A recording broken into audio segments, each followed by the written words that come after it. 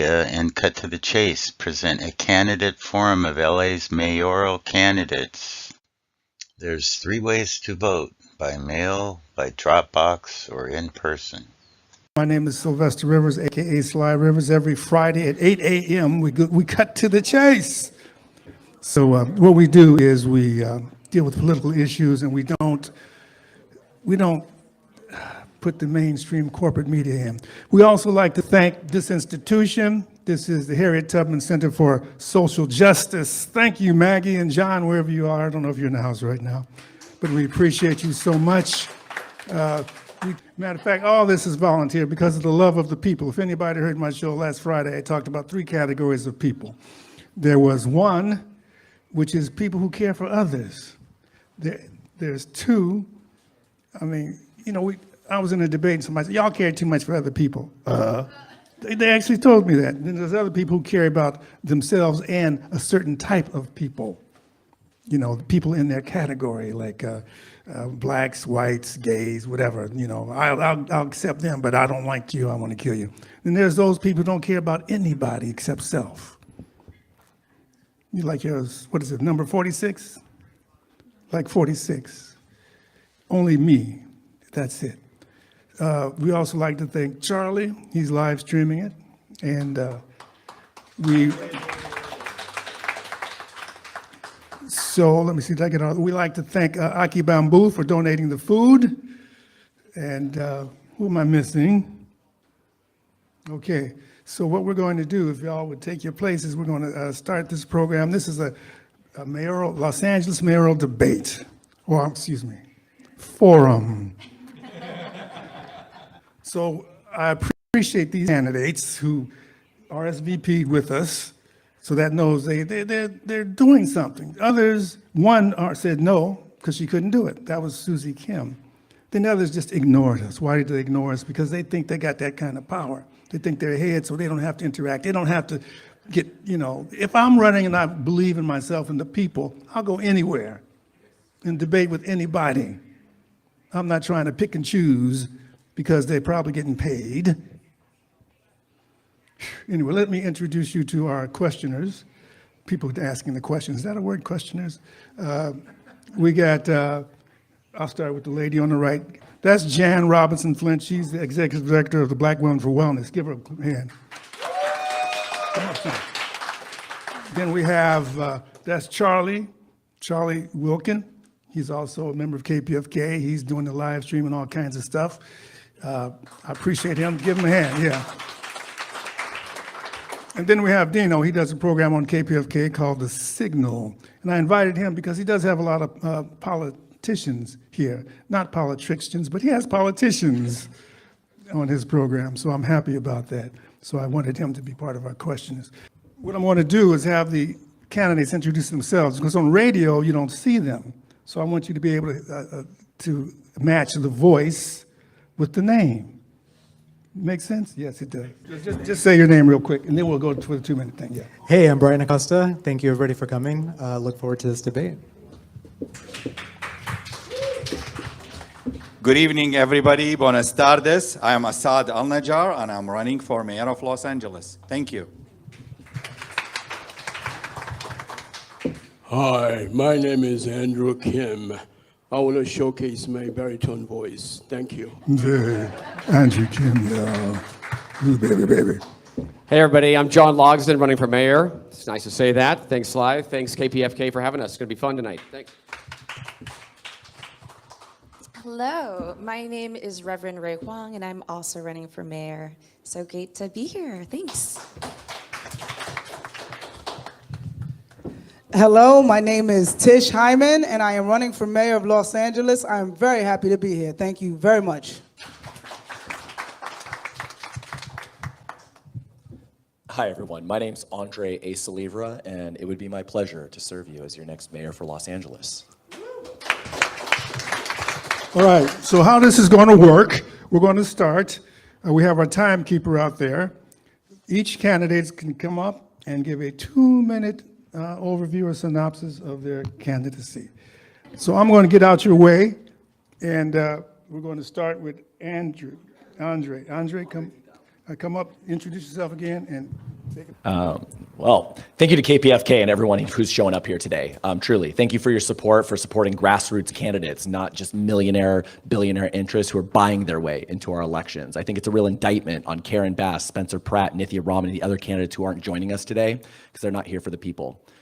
My name is Andre A. Salivra, and I'm running as a grassroots candidate for working class people of Los Angeles. I was born and raised here in LA. This is my home.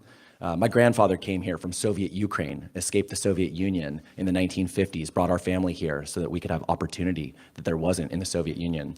Our family struggled growing up. I was in foster care as a youth. I was bouncing between my aunt and uncles and grandparents' places. It was tough growing up as a second-generation immigrant here in LA. I was even homeless myself as a teenager here in LA at 19. But I fight. I do not ever give up, ever. I fight. It's in my blood. We're Ukrainians. We don't give up. So I pushed. I went through community college, got myself enrolled, got $3,000 in Pell Grants. It changed my life. Got myself into an apartment, worked full-time, transferred to UCLA. I graduated near the top of my class. And I had options to go to other schools on the East Coast, some Ivy Leagues. I chose UCLA. Why? Because I wanted to be a product of the public school system here in LA. This is my city. This is my home. This is who I represent. So now I'm fighting for working class people because that's who I am. Every dollar that I've ever earned is my own. I've worked for everything that I have.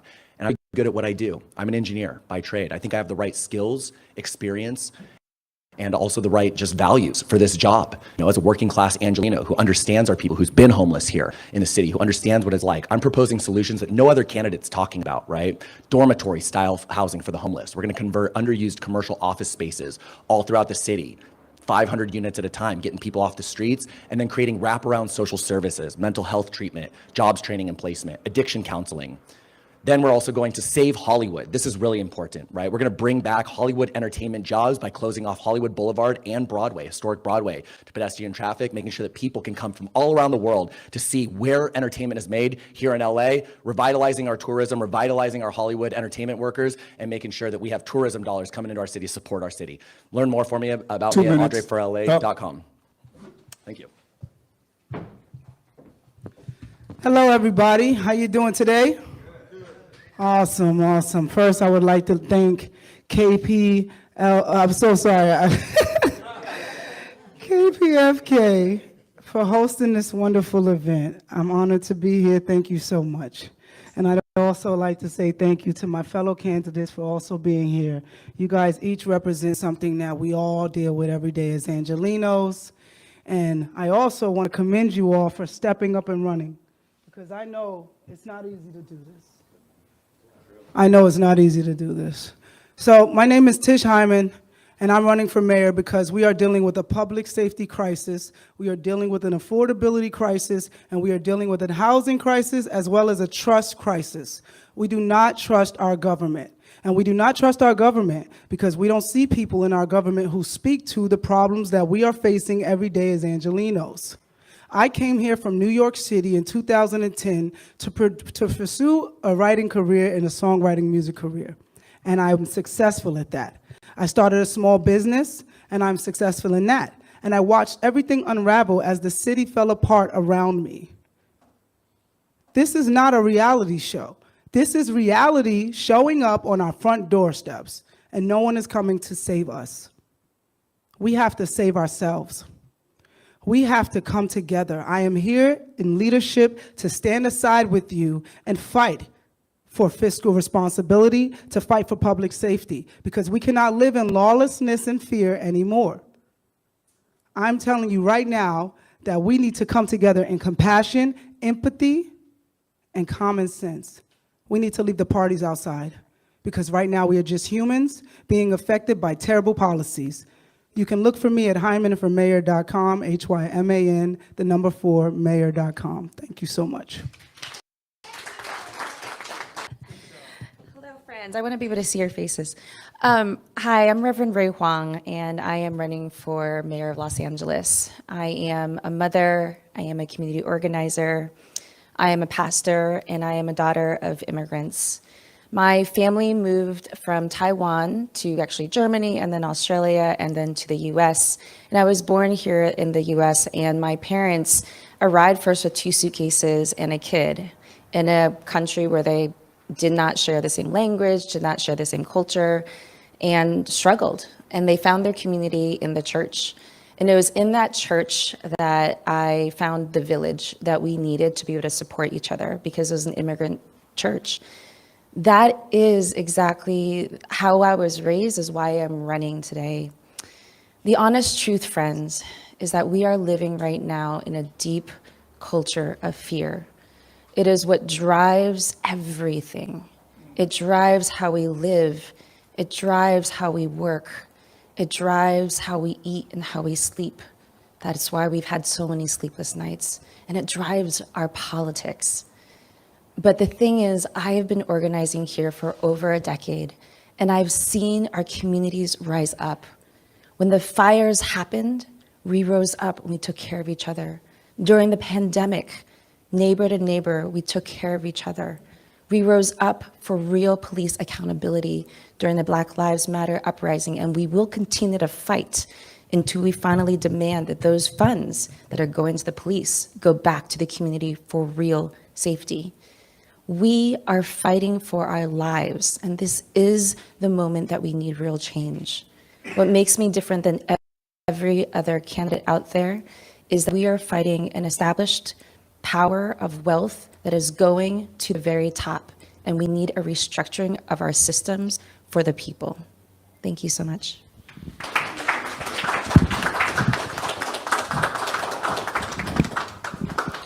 Hello, everybody. Thanks for being here tonight. Thanks, KPFK, for having us. My name's John Logsdon. I'm running for mayor of LA. I'm the common sense candidate. I'm right smack dab in the middle, and my journey to this point kind of started about 7 years ago.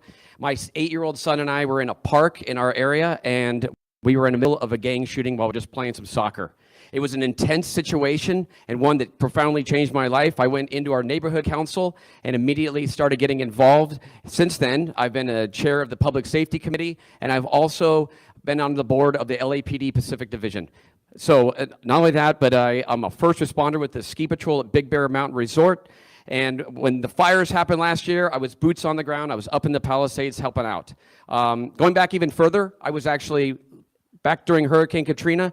I was one of the first people that was called up to go with the American Red Cross. So I've seen huge disasters, both big and small. My day-to-day job, I'm a producer and a director in the entertainment business. I own a production company, and I've worked on well over 1,000 projects. I've worked on everything from music videos to live concerts to music videos and feature films and documentaries.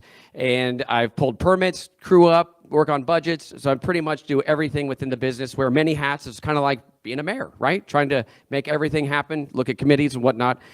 I'm a family guy. I have 2 teenagers. I know what it's like to raise kids in this expensive city, and it's not easy. We have to make sacrifices, and of course, LA, we're always concerned about how safe it is. My wife and I were always concerned about sending our kids out there. Now that they're out driving and in high school, it's kind of a scary thing. I love Los Angeles. My parents, grandparents, even great-grandparents all lived and worked here. So, and I like to think that I take complete advantage of this city. I love it. Like from everything from the entertainment to the great sports teams and the food, the culture. I'm a surfer, so I love being at the beach. It's awesome. My priority is obviously public safety, you know, and obviously to make this place great, we need to work on homelessness, affordability, and the entertainment business. I'm here to fight for it. Thank you.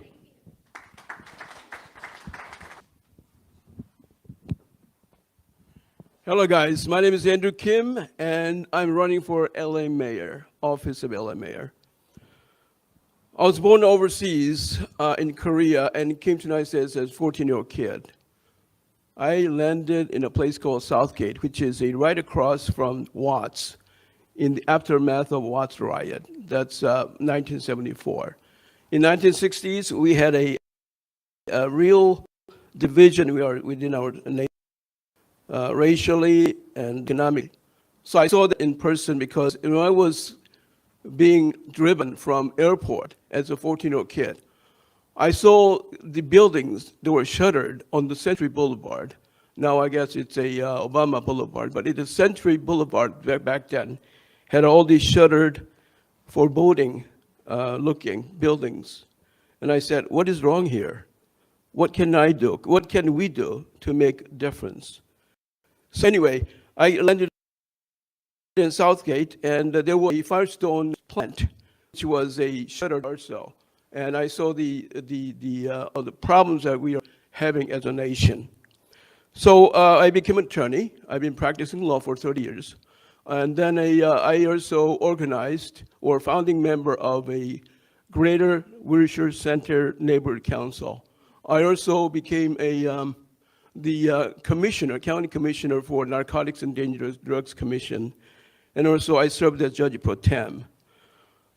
I think that my passion is my faith in Christ. I'm a born-again Christian.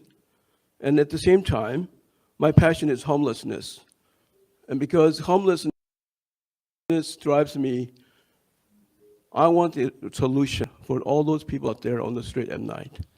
I'm going to start working from day one to make sure these people get the help. Thank you.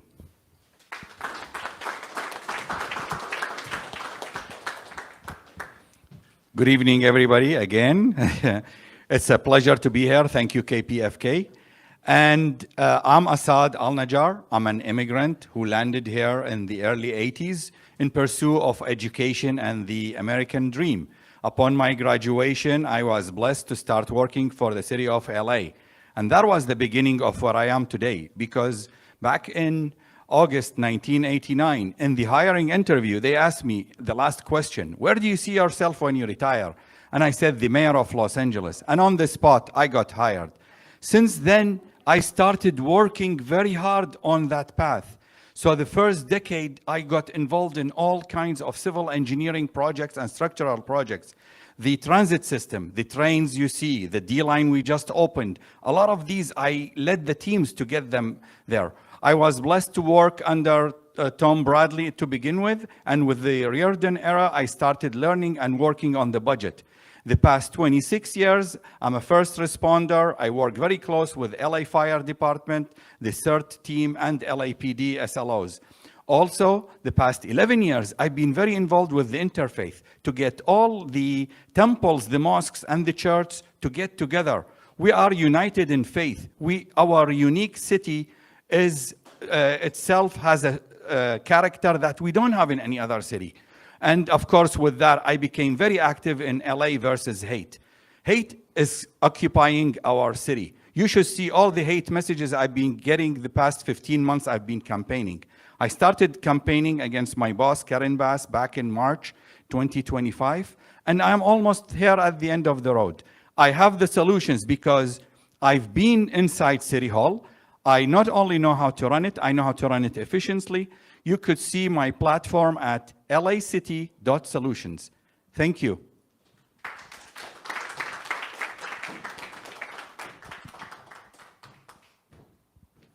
Hey everybody, I'm Brian Acosta, running for LA City Mayor. How many people in here are thriving? Exactly. I mean, Tish said it beautifully earlier. We have to be the ones to save ourselves, and that's why I'm running. My campaign is really all about setting people up for success and making sure that Los Angeles becomes that shining beacon that we all remember it to be. Because, you know, I was born here in LA. I've lived here most of my life, and I've just seen the city just completely fall from what it used to be. And so my platform is all about affordability, you know, housing, taking care of the homeless problem, and then also creating next-gen solutions for the systems that we currently have, because I feel like we're really running on really outdated systems, and so we need to be able to bring tech in. We need to be able to, you know, take that that next generation thinking to be able to create the new systems for tomorrow so that we can be successful today. And that's truly the crux of my campaign. I love this city, and you know, I plan to stay and fight, whether it's on this platform or another one. I'm not going to give up the fight. And you know, I encourage you to check out my website to see the rest of my platform at acostaforla.com. Thank you. KPFK Media and Cut to the Chase present a candidate forum of LA's mayoral candidates. There's 3 ways to vote: by mail, by Dropbox, or in person. KPFK Media and Cut to the Chase present a candidate forum of LA's mayoral candidates. There's 3 ways to vote: by mail, by Dropbox, or in person. Thank you. All right. Now we're going to throw it over to our questioners. Jan, you want this is Jan Robinson Flint with the Black Women for Wellness. But at any rate, thank you, Sylvester. Thank you, Maria. So what I was going to say, and I think there are 3 mics up here that folks can answer questions with or be prepared to answer questions with. So Sylvester and I have known each other about 40 years. And we were having a discussion on El Hajj Malik El Shabazz, Malcolm X, whose birthday would be celebrated on May 19th. And one of the great speeches that he gave was the ballot or the bullet. And he did that in Detroit in 1964, which was before the Voting Rights Act was signed. So here we are in 2026. A point of information, he did, that was the name of the speech, but he did several of those speeches called the ballot or the bullet. The one she's speaking of is the most iconic one. Go ahead. All right, so then therefore I will get to the question as opposed to the prelude since there's been. So here we are in 2026, and once again, on a national front, we are having lots of challenge to people's voting rights, right? If we look at Tennessee, if we look at Alabama, if we look at Mississippi. And when we look at California, some of us feel we don't have a challenge to people voting, but maybe we do. Maybe we have 26% of the people who are undecided about who to vote for, perhaps because folks have given up on democracy. So what do you say to those 26% of the people who are still undecided? Yeah, great question. So the first thing that I'll say is stop voting for money.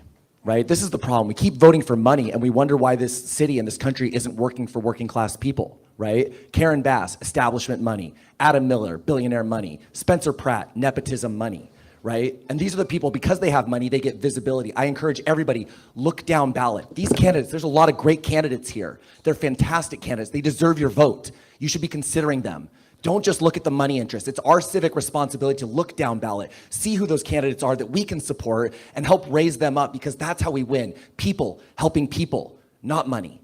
So I encourage everybody, start looking down ballot, find a candidate that you like. They're out there, and support them. Get involved. An hour, 2 hours a month makes a huge difference to any of these campaigns, I promise you. It's more important, more valuable than money. So don't give up. Look down ballot, vote for somebody who really represents your interests, and I promise you it won't be somebody who's coming from money. So that was what I would say to the voters.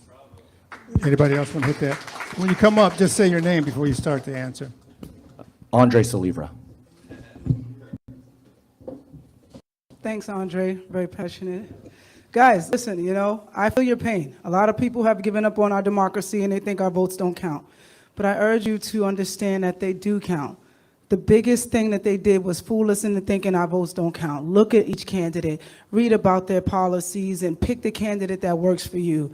I say to the 26% that are undecided, I understand why you're having a hard time choosing, because they're only presenting you with 3-4 choices. But there are plenty of people running for mayor who truly care about this city and who have plans. I urge you to go look at my website, which I have a focus on public safety with a regard on women's safety, because I'm very focused and concerned about women's safety in the climate that we have today. I'm focused on economic revival, focus on candidates who speak to the needs that you have. But we're here and we're ready to fight. It's not easy to put yourself out here and run for mayor, but we're doing this because we care about the city. So to anyone who's feeling unsure or uneasy, I ask that you dig deep for hope, because it is there and we are here. We're here to fight for you.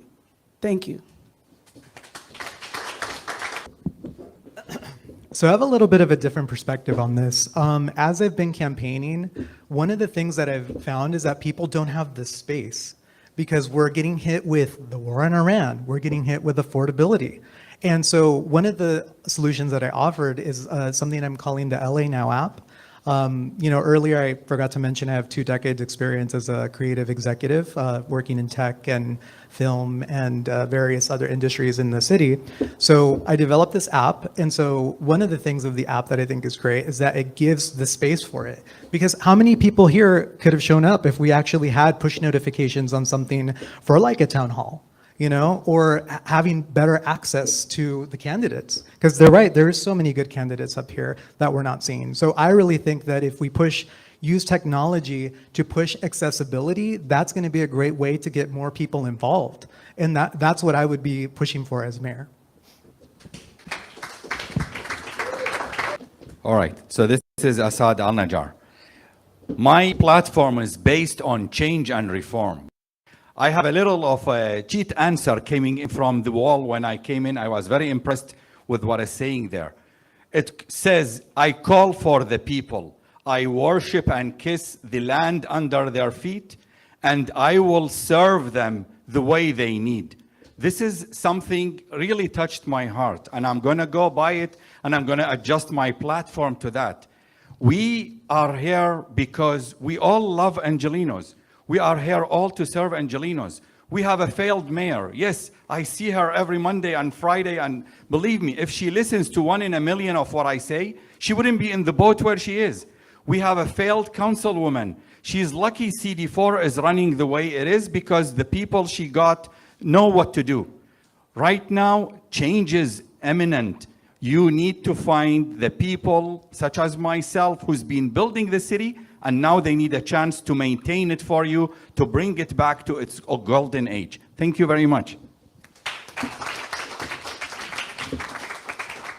This is John Logsdon. Okay, yeah, to the 26%, this is what I like to say. I am the mayor that everybody wants, they just don't know yet. And I like to say that because, the media, they kind of just go for the top 3, top 4, top 5. And then everybody else is kind of just down here. And I know that firsthand, and I know a lot of us do firsthand. So for the 26%, I think you just got to do some research and look into it because there's a lot of people that you're just not seeing at the top. And I also like the idea of ranked choice ballot voting because I think and if you don't know what that is, it's basically like you can vote for like 3 people, right? And so you maybe pick your top choice and then your second choice and your third choice. And then it kind of weeds out from there because if everybody does it, maybe you get the first top play, the person that is in the media, but then other people are picking people down further down the ballot. So that's what I like to say. I know it's kind of a game, this whole mayor thing, and any election, so to speak. So I've learned a lot since I've been in it, and it's very interesting, so to speak. Thank you.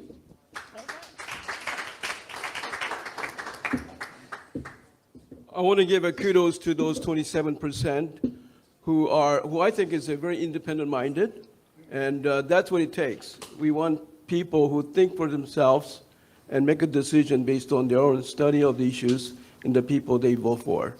And I want to give a good applause to them. I want to say that this is we have a historic opportunity at hand. And it's good that we are so many undecided voters. Because if you vote for those 3 others, unfortunately, I never saw them in the same podium or place ever. So I don't know where they are. I never saw them. I don't think I'll see them, in a few days before the voting take place. So I want to say that that my passion is for the homelessness, and it's recovery first instead of the housing first. We have a problem. We're going to have the same problem 4 years ago if we elect the same people. And we're going to have the same people shouting there's a crisis, our city is going down, there's going to be emergency declared from the day one. We're going to say the same thing after 4 years. So we applaud those people who are still undecided and make a decision based on your own study. Make sure that you make your own independent decision. Thank you.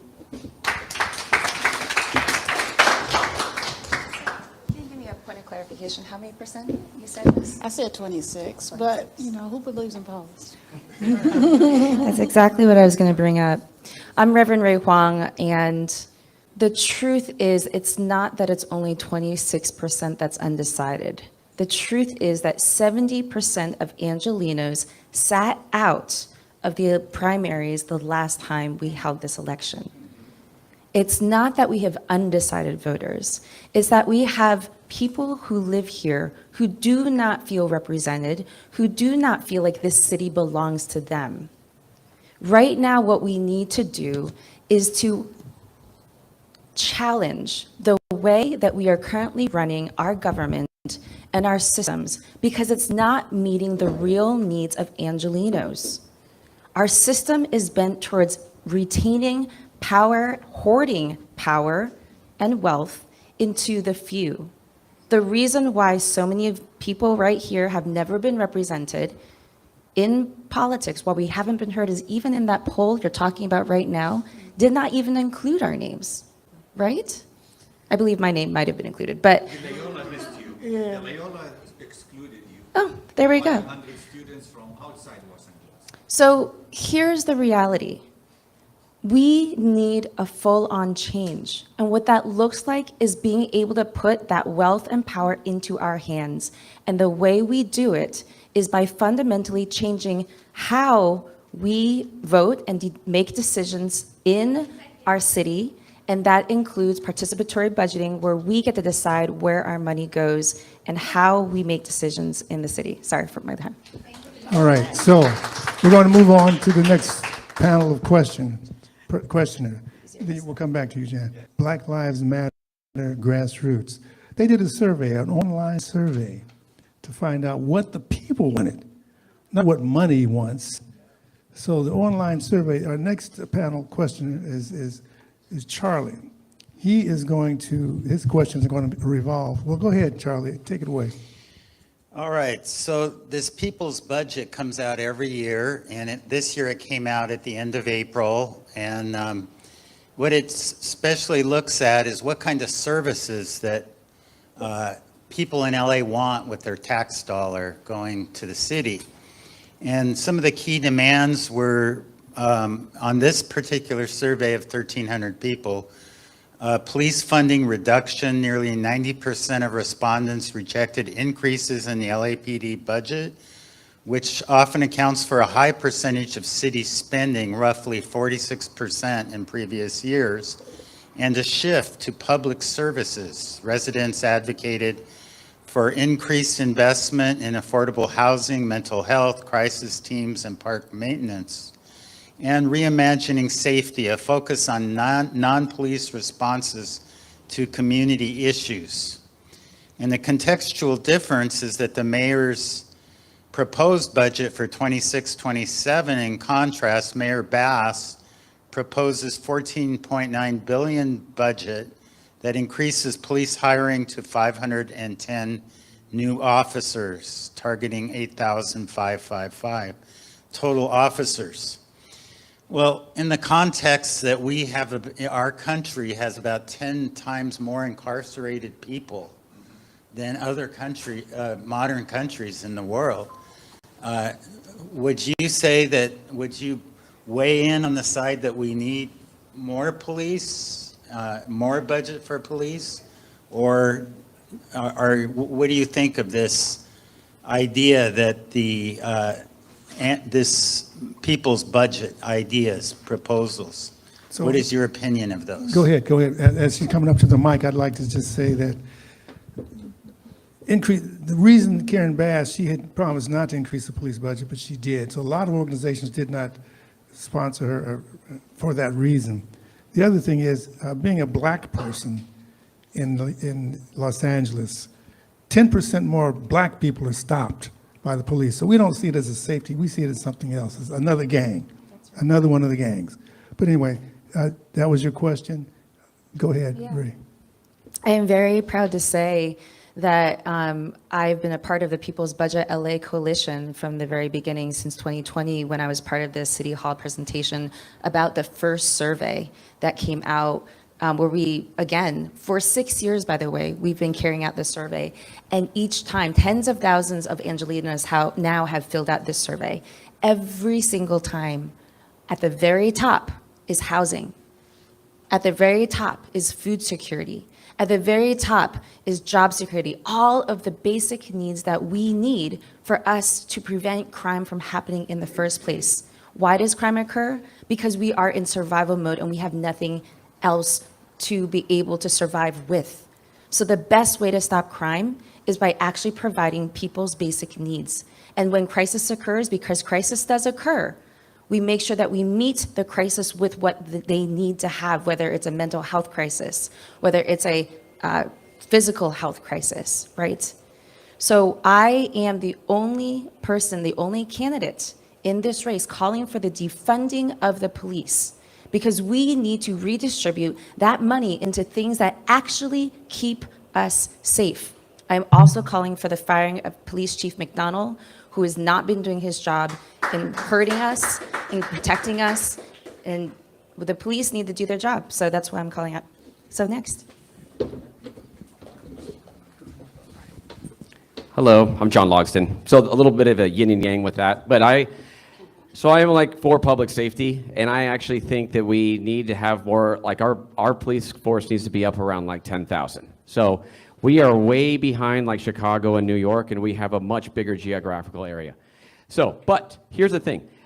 Technology has been a force for good as far as this, because the accountability of like even having body cams, I know people are worried about like cops pulling people over and actually doing stuff that like has gotten them in trouble in the past, but I think accountability with the body cams has really driven that down.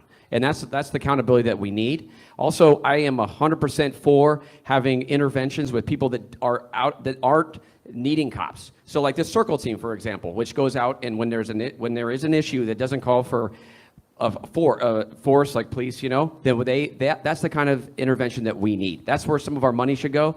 So that's where I feel about that. And like, I think what we need to do with all the Olympics, the World Cup, and just how much happens in this city, we just need to make sure that we have a good, solid police force. Thank you.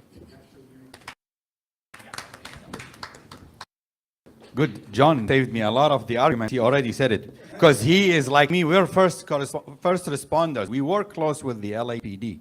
Look at it this way. I mean, with due respect to all the candidates, I'm the only candidate that actually works on the balance. None of the mayors that I served under, the 6 mayors except Reardon, did actually understand and look through the budget and understand the budget. Our current mayor has no clue what the budget looks like. Her 9 deputies are totally incompetent to know what's going on. It's very simple. We have a balanced budget in a way, but the net balance, when you come to the police, the capital expenditure versus the operational expenditure, that's where you lose track. And all of a sudden, you have overstressed officers sitting home. So your actual officers serving is down in the 5,400 versus 87 on payroll. And all this has to do that on day one as your mayor, I will audit the budget and fix it. I can fix it. Not only that, I'll use only 80% of it, and 20% will be as unforeseen condition or for the next mayor, or like the 2 colleagues here who deal a lot with the IT budgets, they use it for other stuff. Thank you. Next candidate, and you have 30 seconds to respond to something that you don't agree with. So feel free to do that. So for this issue, I think the conversation is like take away money, add money. I think it's actually just reallocating the resources we currently have. You know, replacing the police chief, having a police commission that actually reflects the views and wants of the people, so that they can have better oversight over, you know, people that are doing the bad actors, and then also having good things for the good policing, because there are good cops. So I think that we need to be able to reallocate resources appropriately and be able to have just a better accountability over the police force, and a police chief that actually reflects that as well.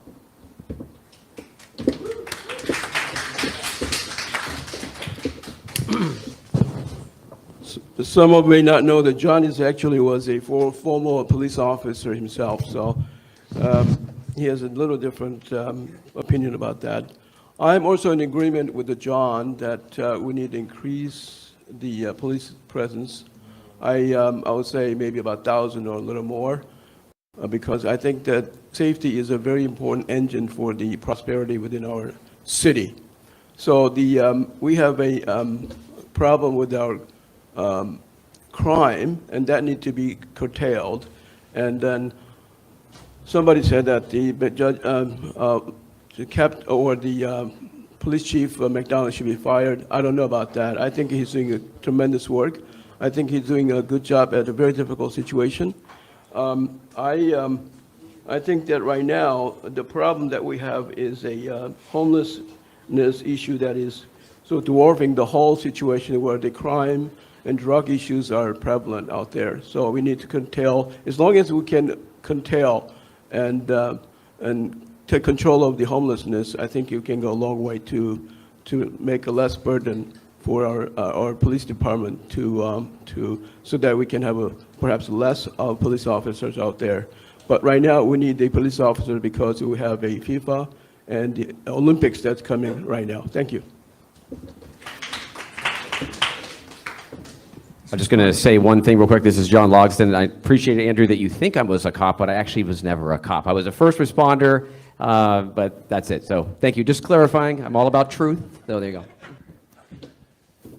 So look, I'm going to answer the question. Yes, I believe in a people's budget. I believe in civic assemblies. My name's Andre Saliva. I'm running to be your next mayor for Los Angeles because I'm representing the people of LA. It's our money. It's our taxpayer money. These politicians think they know better than us where our money should be spent.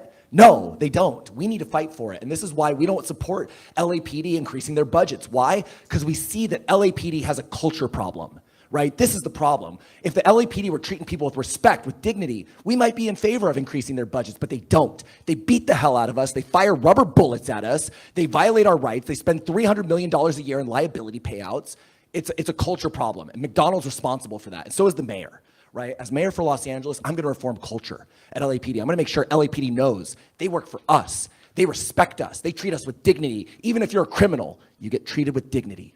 Right? That's important. Right? That's justice. That's what our police need to stand for. And so, yes, I believe in making sure that our police are held accountable. We will not increase their budget until they treat our people better, period. Thank you. So guys, I wanted to go last because I'm not an engineer, but I grew up in the Bronx, New York, in an under-policed area on welfare. And I don't believe we need less cops. I think defunding the police is the opposite of what we need to do. We need law and order and accountability. Now listen, we are in a new day where there is technology that can hold officers accountable. We can do better training. We can reallocate money into training so we have less liabilities and they know how to do their job better. But I grew up in a neighborhood where there were no police, and it was scary, it was dangerous, and it was very hard to get them to come out and service my area.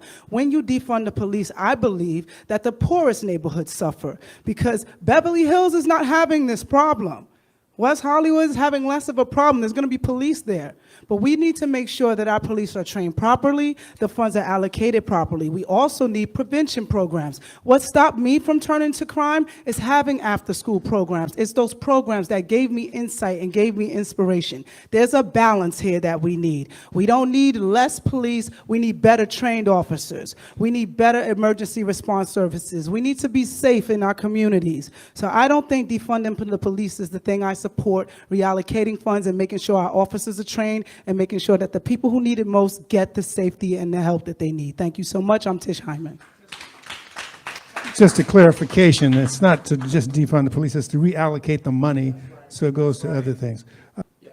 In terms of reallocating the money, here's the thing we also got to understand about LAPD, right? Is that right now, LAPD, the average police officer makes $80,000 to $110,000 in their base salary, and they make another $20,000 to $50,000 in overtime, right? And the reason for that is because they don't want to hire more police officers. They like when there's fewer officers so they can raise their overtime. We need to cap overtime. That's a big part I think that we need to start talking about. You shouldn't be able to make double your salary in overtime, and that I think is an important thing in determining how we're reallocating the police budget. Everybody, right? Everybody went? KPFK Media and Cut to the Chase present a candidate forum of LA's mayoral candidates. There's 3 ways to vote: by mail, by Dropbox, or in person. KPFK Media and Cut to the Chase present a candidate forum of LA's mayoral candidates. There's 3 ways to vote: by mail, by Dropbox, or in person. Okay, so our next panel of questioners is the mighty Dino. His program comes on every Saturday. Saturday. Saturdays at 12 to 1. Thank you. So first of all, let me congratulate all of you for having the courage to do this. I always, Ray was on my show, and I always like to ask that question about what made you go and run for office. So props to you all. I want to give a little context to my question, and this is going to speak to you all as you face the challenge of one day becoming a public office holder. And that's this. Around 2010, the city of Los Angeles, the county of Los Angeles, started picking up the dubious distinction of being the wage theft capital of the nation. Today, the city, the county of LA, is still the wage theft capital of the nation. On average, $28 to $30 million are stolen every single week, a majority of which is impacting immigrants, other migrants, women, people of color. For the last 15, 16, whatever years, every new wave, every new generation of elected officials, especially those that come in with the passion, with the drive, with the dedication, the determination to make changes. As somebody who's worked in public policy for as long, 30 years, this has been one of the issues, full transparency, that I've been a part of. And in the last 3 years, we've been looking at possible changes all of a sudden. For the first time, it's 2010. And then 3 years ago, we were told, budget, we're not going to be able to pass these changes. A year later, budget, we're not going to be able to pass these changes. And all of a sudden, I found myself saying to my colleagues in the public policy arena that I work in, yeah, we're going to keep going as the wage theft capital of the nation. Here's where I'm getting at. Many of the folks who came into office since that dubious distinction in 2010, we've had 3 mayors, Villaraigosa, Scarcetti, and Bass. We've had dozens of council members, some that turned out, new ones that came in, some lost. And again, every once in a while, you'd get somebody to say with passion, that's going to change under my watch. And here we are, 2026, and we still hold that distinction. At some point, everybody who previously said, I'm going to make that change because that's ridiculous, came up against one universal truth. You're walking into a system. I think it was Ray who said, we need to change the system. But once you go into the machine, Assad, you find out the reality, and I've heard it firsthand from elected officials who've said, Dino, it's not as easy as I thought it was going to be. You have to play politics. And here's my question. If and when you all get elected, how will you mitigate that reality? Because every step of the way, as we campaign, we have promises, we have realities that we say, look, this is what we need to do. And you walk in there, you realize the system hasn't changed whatsoever. You are walking into that system. So my question to you all is, how do you mitigate that reality? You, after all, will become at that point a politician. And you will have to negotiate. And you will have to come to, is it not collaborations, what's the word that I'm looking for? Compromises. You will have to compromise. And you will look back and say, okay, Dino, maybe we might not be able to address that. And what do you say to the constituents then? So I just kind of want to put it out there because I think this is the reality. In my experience in public policy, almost 30 years, I've never not seen this happen to some degree or another. What do you say to that? Sorry I took long. Dino, I'm so glad you asked that question. By the way, this is Ray Huang. Because here's the thing. This is the reason why I'm running the campaign as we are is because I'm a community organizer. For us, this has never been about the moment. This has never been about just getting to November. This has always been about building a movement that is lasting. Every single person that has been touched by our campaign that we bring to volunteer, we actually organize them. We train them in organizing 101. And we organize them to organize their neighbors, who organize their neighbors, and organize their neighbors. I'm proud to say we have, I believe, now over 30 neighborhood captains across the city who are organizing their whole neighborhood. We have 99 neighborhoods, by the way, in the city of Los Angeles.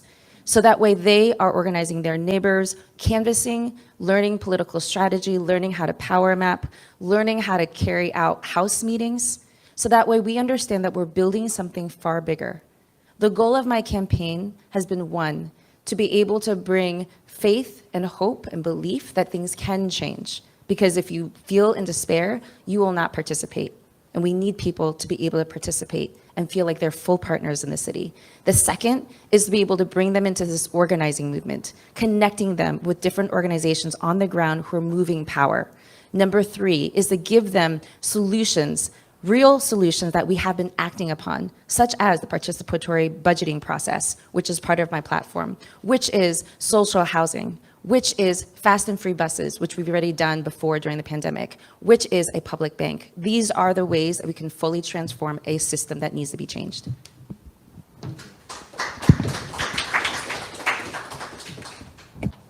Oh, systems. I say let's reset the system. That's what I'm going to do in my LA Now app. One of the big things that I'm a big proponent of is having a digital bill of rights because, we have advanced so much with technology. But until Congress gets their act together, my LA Now app is the next best thing. Imagine having a world where we could have a Yelp type review system that works in real time for all of our leadership. I think this is a great way to be able to hold people accountable in real time and actually, instead of compromising, saying, no, these are the things that we want as people to be passed. These are the things that our community needs, and this is how we're going to do it. So, and the great thing about it is, as a mayor, that gives me a bully pulpit to also hold these people accountable. If I'm able to say, Nithya spent $2 million building 2 bathrooms in Runyon Canyon, I'm like, hey, what's happening over there? Why are we overspending on something that we all know we can get for like 30 grand? So having that level of transparency and accountability is going to be key, and that's a great solution and part of my campaign on how we're going to change things. Thank you. This is Asad Al-Najjar. So as a senior manager, whenever I did any of the bids and the projects, I always insisted on the certified wages list because that was my own contribution within my little bound of the projects that I handle to put a limitation on the wage theft. The wage theft is happening a lot, yes. I've discussed it with the DA Hockman a couple times to find solutions on that. Like Ray was mentioning, the neighborhood council, when it started 26 years ago, we had the power to go in and try to do, even though we always stumble on a closed door, but that never stopped us from speaking until we had City Attorney Mike Fura. He put a gag order on us in which I've been fighting since 2016 to get over it. Heidi Stein still tried to put gag on us for us in the Porter Ranch Neighborhood Council not to speak about anything because they go, okay, you're a city employee, you're a Porter Ranch Neighborhood Council, and then you're just coming and say, I am an Angelino? Yes, I am an Angelino. I speak as an Angelino. The way we do it, we expand what I've been doing as a little senior manager in there on a citywide. And then we get the empowerment from the future city attorney to the neighborhood councils. Thank you, sir. Okay, city theft is, the labor theft is a very important, wage theft is an important aspect that we need to tackle, of course. But I think that more important is the whether a candidate is actually independent of the special power. I think that's very important. My candidacy has been, by the way, my name is Andrew Kim, I apologize, has been beholden to none. And that's my motto. And as you can see that, look for people whose candidate is supported by special interests. I think when you see that, then that person probably is going to be compromised by those interests. So the fact that we don't see those 3 other candidates here speaks a volume that they don't need you guys. They just need those special interests to get elected, so they don't really need you guys. So I think that that's one way of knowing it. I think that we need to have an independent audit of all the departments so that so that our government, city government, is run efficiently. We did have a Department of Efficiency, but somehow it disappeared, defunded, but we need to bring it back. Thank you. Hey, everybody, I'm John Logsdon. As far as the wage theft, and I think this is where we are in 2026, honestly. I think we're at the precipice of where technology is here and accountability is here. So we should be very transparent where everything is going, how the money is being spent. Now, I'm not a politician, sure. I've signed up to run for mayor, so automatically I'm sure like all of us all of a sudden are politicians, right? We're up here, I'm up here talking right now. But what I'm saying is that like, when you get to City Hall, when you are the mayor and you're trying to, like as I was saying before, I was raised in a household that was a divided house. I was a Republican dad, Democratic mother. So I like to think that I personally bring people together. That's why I feel like that's where my leadership is. And as far as being accountable, and there's things that come up, sure, we need to play the game. Someone wants something over here in this district, someone wants something over here, and we got to do that. We actually have to come to a compromise. And that is where politics becomes that fine line. But I think what we need to be is we really need to be just transparent. So I have an ideology that I believe in, and if I'm going to try to go forward with that, and I'm going to try to push, but there's pushback on that, and I have to compromise, at least with accountability and transparency, the people that voted for me will know where I stand. Thank you. Tish Hyman, 3 things: audit, improve, replace. We audit, we find out what works, and if it works, we improve it, and if it doesn't work, we replace it with a system that does work.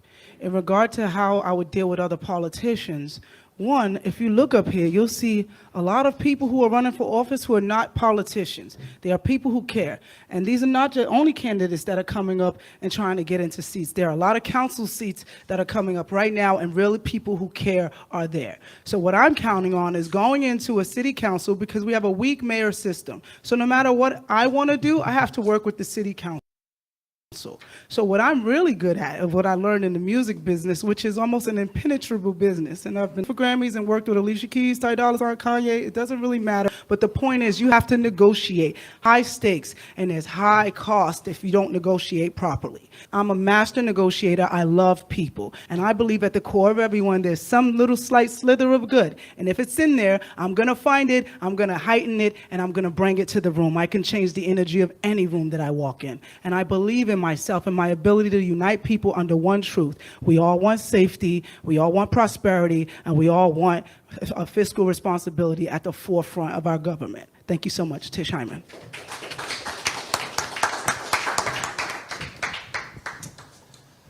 Thank you. My name's Andre A. Salivra, running for Los Angeles mayor. So, wage theft, it's a problem, right? We need a system that actually works, right? We keep hearing this. The system is broken. The system is broken. I'm literally a systems engineer by trade. I'm one of the top systems engineers in the entire United States. I've been doing it for 15 years. Companies call me when their systems are broken to fix them. Why? Because I'm good at working cross-functionally with lots of people across dozens of departments, teams, executive people, people working in the warehouses, people working in marketing or other departments, right? I can do this at City Hall to investigate the situation, figure out what's going on there, create a solution, right? We create multiple solution plans, figuring out which one of these has its pros and cons, and then we align the people. This is the most important part. We need a mayor who's going to align the people, use the power of the microphone, use the cultural power of the mayorship to align the people behind a common cause. That's why as mayor for Los Angeles, every second Sunday, once a month, outside of City Hall, I'm gonna give a State of the City address, where I will address the people of Los Angeles, right on the steps, telling you what's working, what's not working, who are the roadblocks, who are the people that are preventing us from making progress in our city. I will identify them by name because I'm an independent, right? And I'm fighting for our city, working class people of our city. And I will tell you, the people, how you can get involved, how you can put pressure, where the pain points are, and so we can get aligned to make real progress and real change in our city. My name's Andre Salivra. Vote for me on June 2nd. Thank you. Easy. But I want to look at the question of safety. Now I want to ask a couple of candidates who had opposing views to come up with the policing thing and redoing the budget. I think you two, I want you up there, and you, if you all go to the mic, I want you to, because some wanted to increase the police budget and others say we have to reimagine. So what I want to do, I want you to talk to each other of how and why it should or should not work. My opinion, I guess I'm allowed to give my opinion, is that I heard on the radio this morning, not a different station, I shouldn't say, but that there was a situation where a family won a multi-million-dollar settlement because a police officer planted a taser on the gentleman, planted a taser on him. And he said, oh yeah, my life was in danger, blah, blah, blah, blah, blah, blah, blah. So when we keep saying retrain, but it's a culture that's been there. Like when Dino talked about the system, that system has been there and has not been kind to just the grassroots people. It's been kind to the people with the money and in power. So I want y'all to dialogue with that. Why it should be, yeah. You were anti and you were pro. So another, yeah. I want you up there, yes? And then, John wants to increase the right. I want 2 and 2.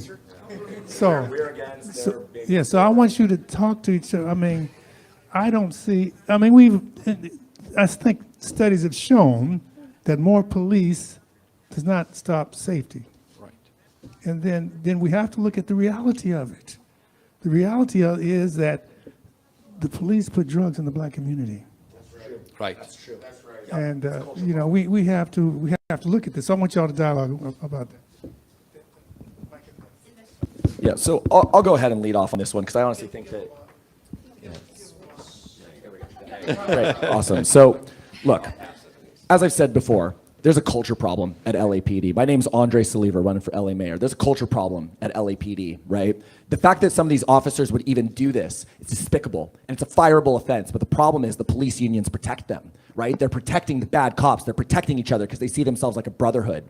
We need to make it expensive to be a bad cop. I'm actually personally in favor of professional liability insurance for police. We're gonna stop paying for the liability payouts of our LAPD. When they commit infractions, when they're violating our rights, when they're hurting people, it's gonna start coming out of their pocket, right? We're gonna make sure that they have to buy professional, and look, we can even give each one of them $5,000 a year. Go buy your insurance. If you're a good cop, it might only cost you $2 or $3. If you're a bad cop, it might cost you $10, $20, $30,000 a year to be a bad cop in LA. And that needs to be known, because then the police unions can't protect them. Then their own pocket is gonna hurt. And that's how we're gonna fix this situation. Okay, so basically in any entity, there is the good, the bad, and the ugly. For me, being an immigrant, in the 80s, my first encounter with the police was like, hey, camel jockey, why are you speeding in your car? And it's like, okay, camel jockey, where did that come from? Or then after the September 11, I'm up to date, I'm labeled as the terrorist, the Arab terrorist who's gonna blow us up. And even if you got now into my Instagram, oh, what are you gonna do? You're gonna recruit more terrorists? Is the culture, not only the LAPD, the whole city culture. And it's not only, the BLM is not only Black Lives Matters, it's Brown Lives Matters too. Because we are in the same category. The Arabs, the Latins, the Hispanic, the blacks, we are all in one pot in which our rights are gone. I'm for balancing. Do you see, there is net balance. Look, we cannot have no law or an order. We need police force for speeding, for safety, for whatever is going. Look, the crime, whoever is doing the crime can be any color. Who's ever selling whatever it is, who's ever stealing, can be white, can be brown, can be black, can be anything. So you need a system. I'm for balancing it. We lost the civilians. John and I volunteer so that we fill in some of the work. Oh, okay, I'm sorry. I thought it's an open discussion. I wish, yeah, okay. Sorry, I'll give it to John. Oh, yeah, Ray can go first. Okay, we'll just go. Sure. I mean, the thing is, the history of the police, where they come from, is from slave catchers. Right. That is the history of the police. Who are the police protecting? What is the police trying to protect? Anybody know it there? Private property. That's right. Capital, private property. So if the police is meant to serve people, they're not, that's not what they were meant to ever do. That is the history of police. And we've seen it here in the history of Los Angeles, how corrupt, how historically racist, classist, homophobic, transphobic, all the sexists, all the things, you could name them, right? And so what we need to do, what Black Lives Matter is inviting all of us to do, is to reimagine what real public safety actually looks like and feels like. Because the Black community, out of all of our communities, including the Indigenous community, we are the ones under threat. They are the ones dying on our streets. And so in what way do we have a gang, an office, a department dedicated to killing our own? You want to talk about real safety? Let's talk about the fact that we have less police officers than we've ever had, and we have lowered homicides. Crime's down. And we're still increasing our police budget. Why? Because the Olympics are coming here, and they're here to protect the capital and the power and the wealth of those who come and see us, this city of ours, as a playground. Well, enough is enough. Let's reimagine what real public safety looks like, and that means having people's needs actually met. And real quick, I just want you. Okay, please Well, applaud. okay. That's great. Please Does applaud. it work? And I Okay. really, real quick, I just want to add real quick to that. She identified something that's really, I'm just going to add a quick second. Something that's really important. We need to make sure that there's also an educational component, mandatory education, right, for our LAPD. Because let me tell you, 2 times so far on this campaign, while I was flyering in public, doing my First Amendment right, LAPD cited me. I was cited by police officers twice because they don't even have enough education to do their job. So I think that's Okay. important too. Here's the thing. This is amazing. Sly, thank you for having this. What's that? Oh, yeah, I'm John Logsdon. But thank you, Sly, for having this little discussion right here. Okay, we live in Los Angeles, right, which has the crazy history of the LAPD and police. Probably out of anywhere in the world, maybe, right? So here's the thing. I wish there was no cops. I think we all do. None, zero. But unfortunately, we do need law and order because there's people stealing stuff. There's things just going on. I wish it was just all kumbaya and love and butterflies, but it's unfortunately not. And so we definitely need law enforcement. Now, I am all for, like I mentioned earlier, for having like when not everybody needs to be doesn't need to be a badge that shows up every time there's an actual incident. It could be somebody else is coming in like a negotiator that makes things happen. Like I mentioned, the circle team. But we still definitely need to have police in this society in LA. One day, maybe way down the road, we will get back to where we need to be, and we don't need police. But right now we do. Thank you. Yeah, I think, Ray, I think you belong in Soviet Union. With all respect. And this is Andrew Kim speaking. I think that right now the fundamental part of American tradition is life, liberty, and property, private property. Yes. And all races have a private property, not only whites or Asians. And we need to protect them for the well-being of a nation and of our city. I want to hear what. Well, let's move forward. First, I have to say the Soviet Union doesn't exist anymore. It got dissolved. But I wanted 2 and 2, so we're going to move forward. Can I just jump into one really quick? As the only Black life on the stage, please? Because I hear this word and I hear these things and I'm like, okay, interesting. Listen, guys, I understand that there has been police brutality. I grew up in the ghetto. I do understand what we're saying. But like I said, there needs to be balance. Jingle bells, that song where it originated, it was a terrible origination for that song, but we're not going to stop singing it at Christmas. Listen. Police started out as slave catchers. It's been a long time since they've been catching slaves. We need to focus here. We got cameras for a reason. We have accountability. And if we can, I like the idea that he said, it coming out of their own pockets, their mistakes they make. Yes, they would make fewer mistakes. Ray, you're very sweet, but I don't know where you grew up. I grew up in America. We need police officers, okay? Right. We're not going to play this defund the police crap. We know we need protection. Who are you going to call when something happens to you? Ghostbusters? Time is up. Let's be for real. Okay, let me do clarification. Let me do a clarification again. They're not saying defund the police. They're saying reimagine, rechannel the money to other things that might work. Now, at this point, I want to see if anybody in the audience has a question. Name, if you'd like, and your question. Certainly. My name is Philip Walker, and I do want to thank, I actually know a lot of these people too, and thank you all for getting up and really standing up for your city. And I do want to say that first and foremost. We may all disagree, but we all agree that we love this city and that we're here for it. And I know that you all have worked hard. Like, I've seen you all work hard. So I want to say that first and foremost, and that's very important. And your question. The thing that thank you. The question I want to ask too is, like, the point becomes this: like, some people need protection from the police. And I want to actually give you an anecdote from 2020 when I was actually involved in the protests in Santa Monica, and I literally watched platoons of police run past looters with buckets full of shoes to beat the living crap out of protesters. My question becomes, can people actually acknowledge that there is a problem with policing, that this country was built to oppress black people, that the slave catchers, and yeah, there are still slaves, to be clear. Look up the 13th Amendment. So can people actually acknowledge that? And they talk about this and that and Brown and all of that, but can you actually acknowledge the way that this country is constituted to keep people of color and black people down, to brutalize them, and to cloak it in wording like safety, like law and order? Can you acknowledge that? Okay, here we go. My brother, I It's gonna make definitely me hear work. you. I have to edit it out. I don't want to do no I editing. can acknowledge that, yes, there has been police brutality. My brother was beaten nearly to death in the 90s by the police, not at a protest, just in his neighborhood.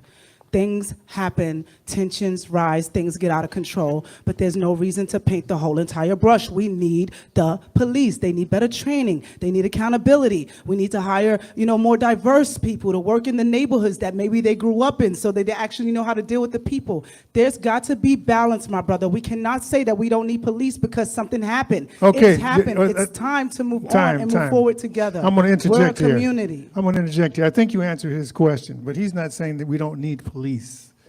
We're saying KPFK Media and Cut to the Chase present a candidate forum of LA's mayoral candidates. There's 3 ways to vote: by mail, by Dropbox, or in person. All right, here we go. We have 2 more questions, 3, and then we'll get to closing comments. 3. Yeah, I said 3. Yeah. Okay, good afternoon to all the candidates. And I've heard a lot about homeless problems here in the city.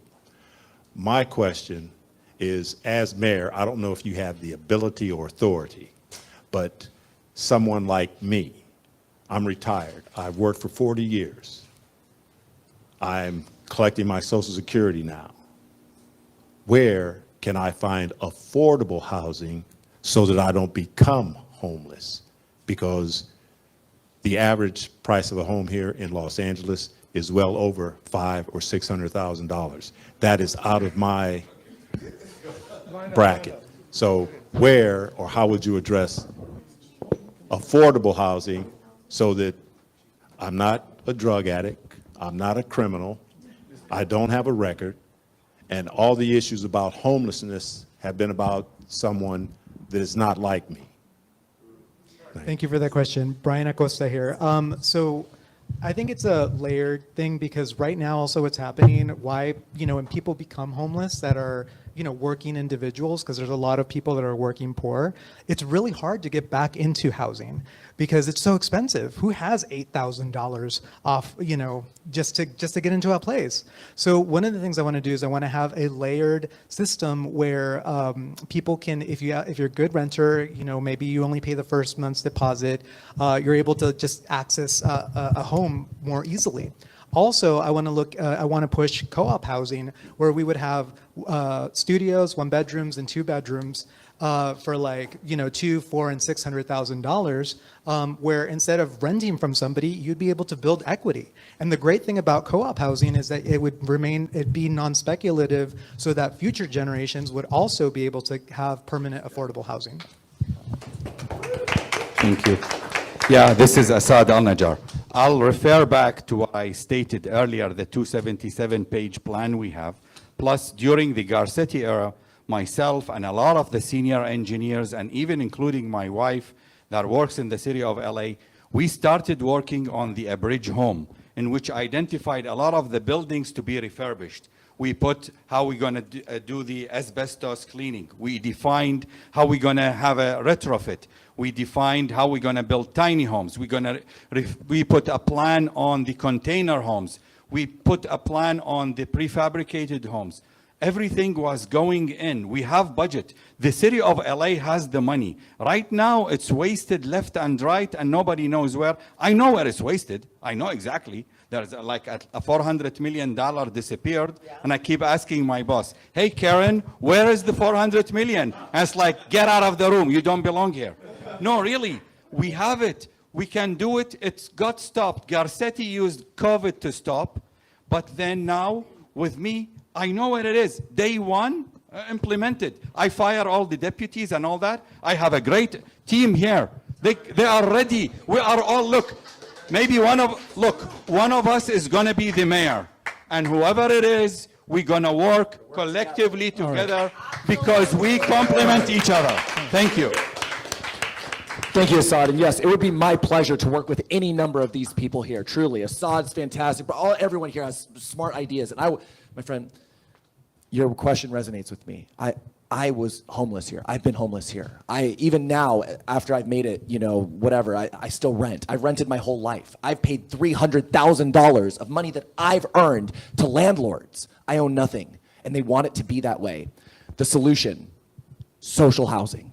We need to improve social housing. Every other modern country around the world has some amount of large-scale social housing. 40, 60% of people live in social housing, dignified social housing, right? We make it a priority, right? So it's not a speculative asset like Bryant was talking about. So it's something that people live in, working class people. We don't have to worry about their rent going up despite the economy struggling, which is happening right now to everybody in our city, right? We need more social housing options. So that's why I'm promoting public dormitories, right? For the lowest, most vulnerable, with even single room occupancy and even places to move you up. And then I want the city of Los Angeles to buy apartment buildings, own and operate those all throughout the city. Social housing options where if maybe you're a city employee, you could get one of those. And they're nice, they're dignified, they're modern, they're new. But we need our government everywhere, not just here in LA, but around the entire United States to start investing in social housing for the people.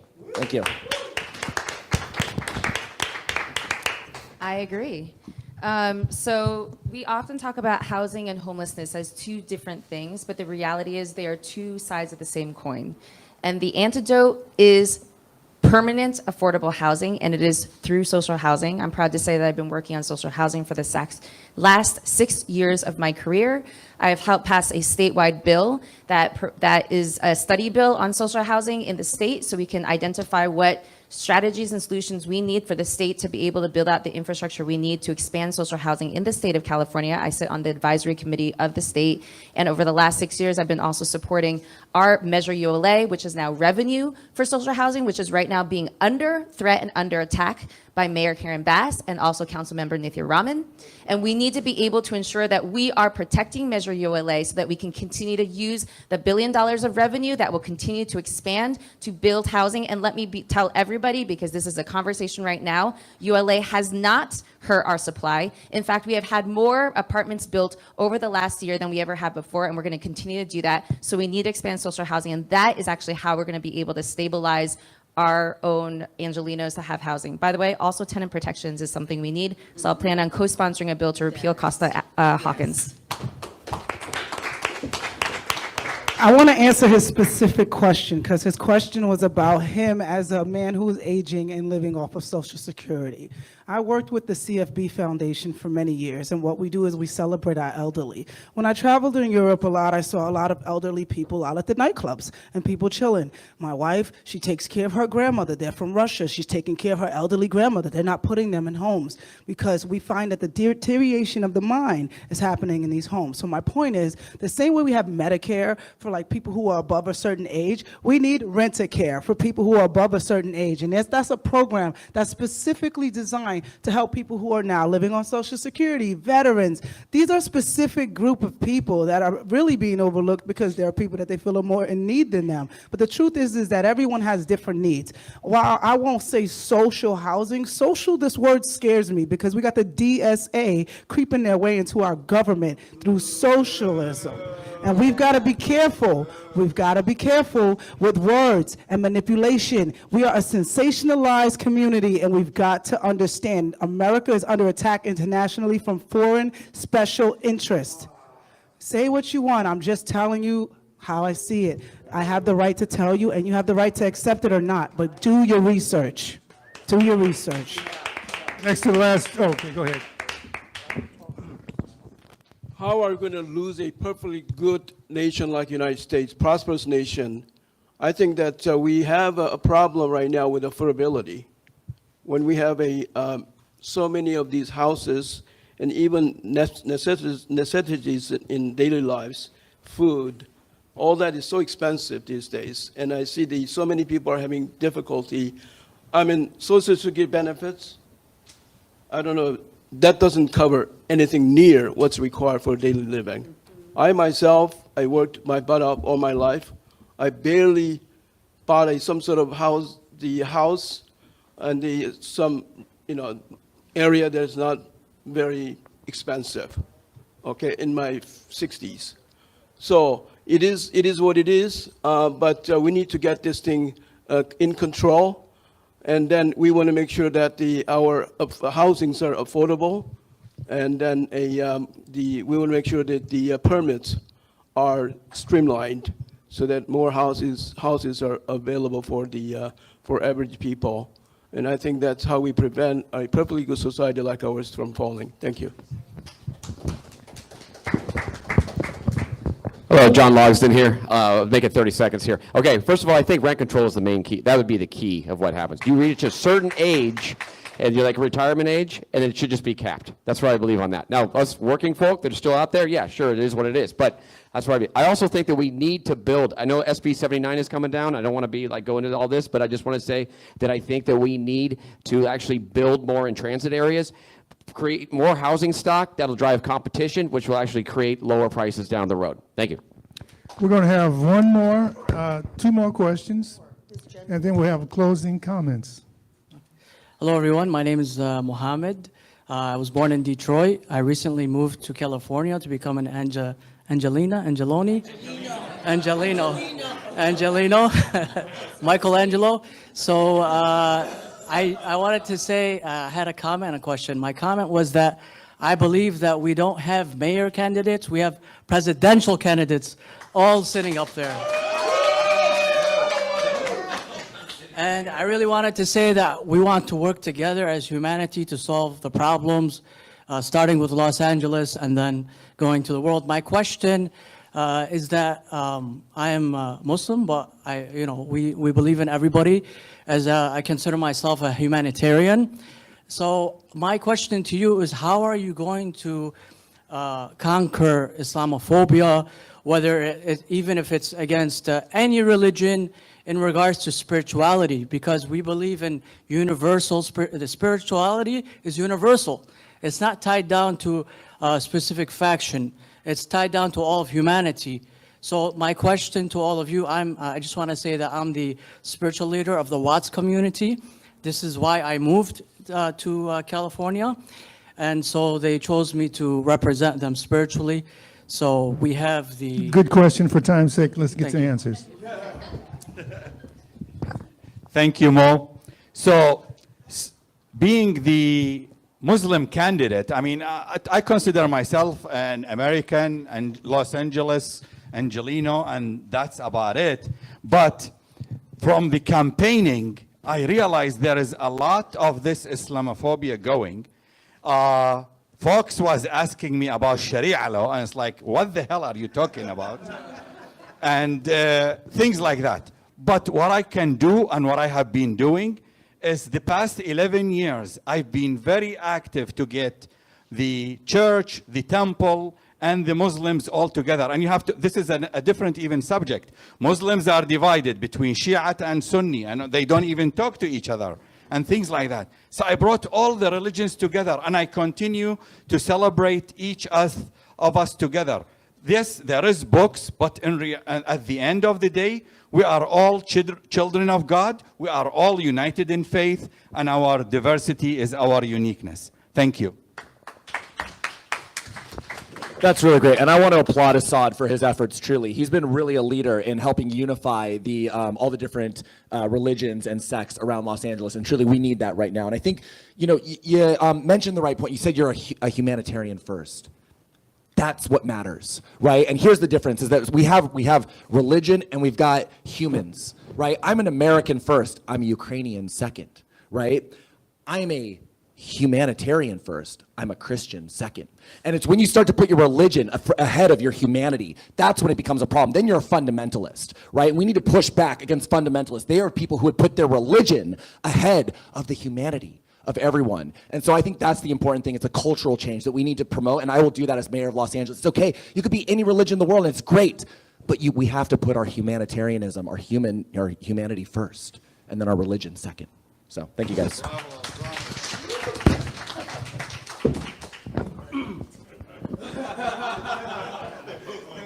My name is Andrew Kim, and I want to remind you that there is a way to tell the good religion from bad religion. Okay, you see the fruit of what they're teaching, the fruit of their product. Let's see the product. If it's good, 9 times 10, it's good religion. I say to the Muslims, do the good work. Do the good work for the community. Raise your children correctly. And do the example for our community. And if you do that, then you'll be recognized.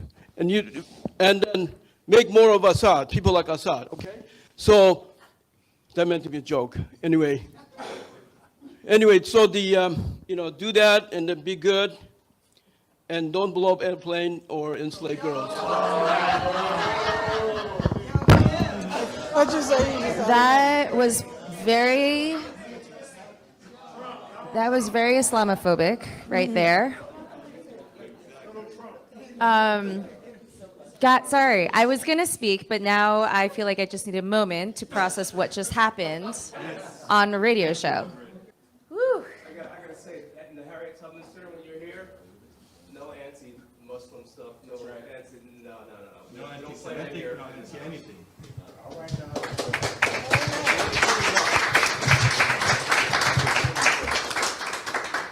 There is no such thing as good religion and bad religion. There are people of faith, all of us. Whew, sorry, I am still processing, y'all. I am a pastor, and I have been working my whole career around bringing different faiths together, whether you are somebody who considers yourself a person of faith or not, to be able to figure out where and how we are moving to build and to challenge and to change this world together.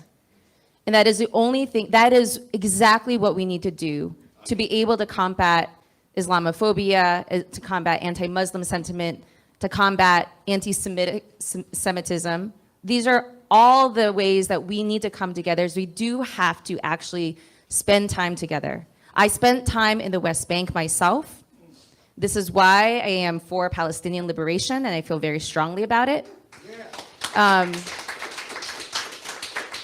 And so the ways that we can be able to bring ourselves together is that we have to actually create third spaces. And this is why actually something like fast and free buses, I actually see as a way to be able to bring our communities together, as well as creating more opportunities to continue to build with our faith communities to solve our problems. And so I've actually been very active in this for a long time, working with Clue, working with LA Voice, and I will continue to do that as mayor of Los Angeles.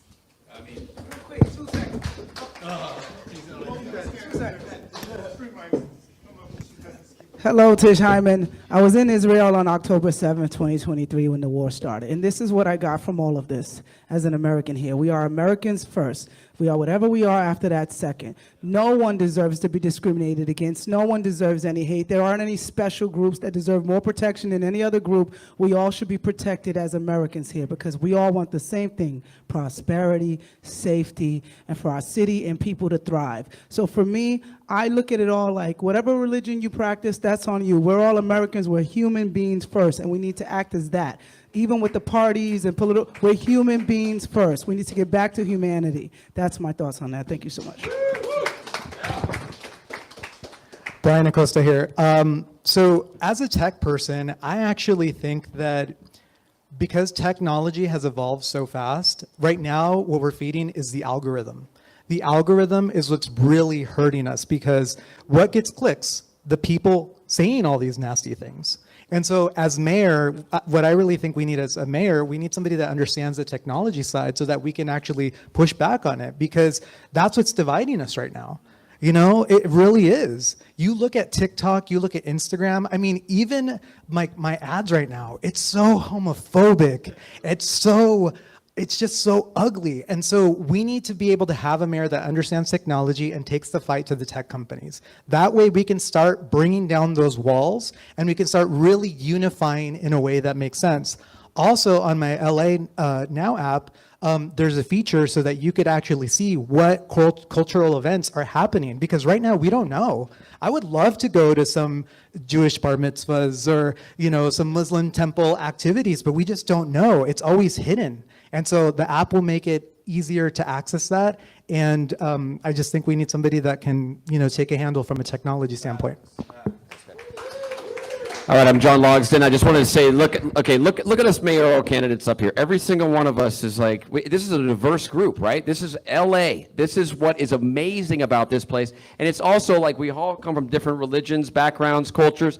So we all have to respect each other. That's the main thing. It's about love and how we are as humanity. That should be the first priority. I don't know who said that. Andre, I think it did. But you know what?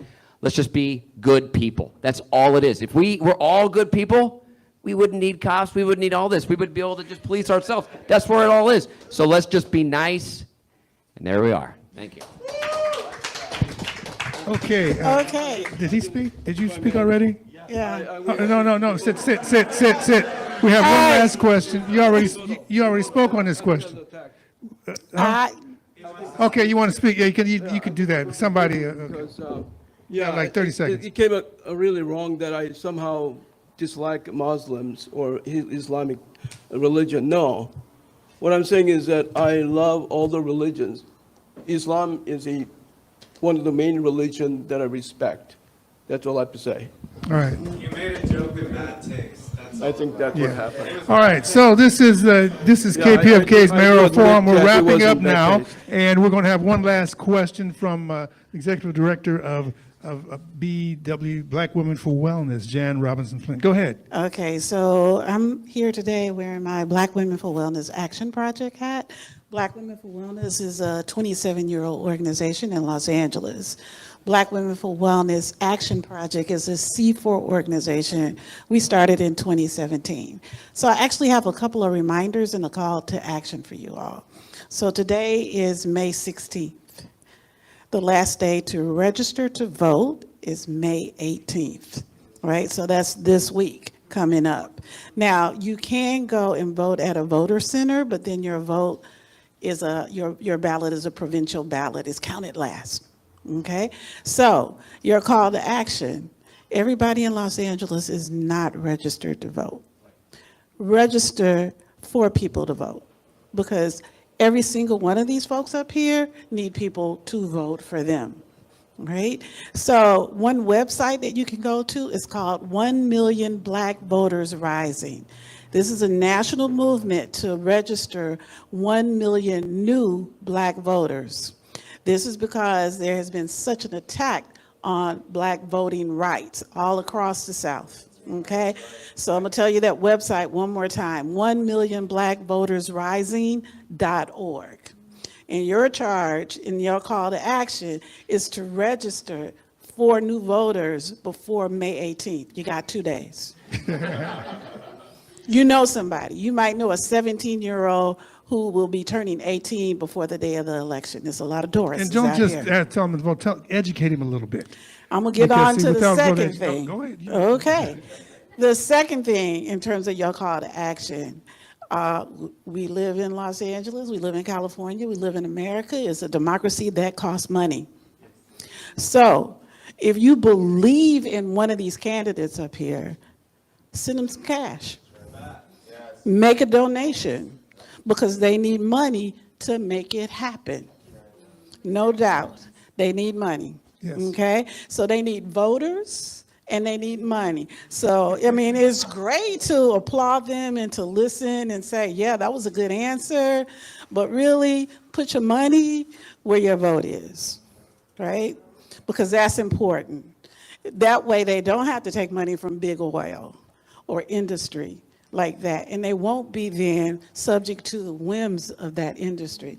If you want a people's candidate, you got to fund a people's candidate. Okay, All right. One more point. got it. And then that is, there are plenty of people in Los Angeles who cannot vote, right?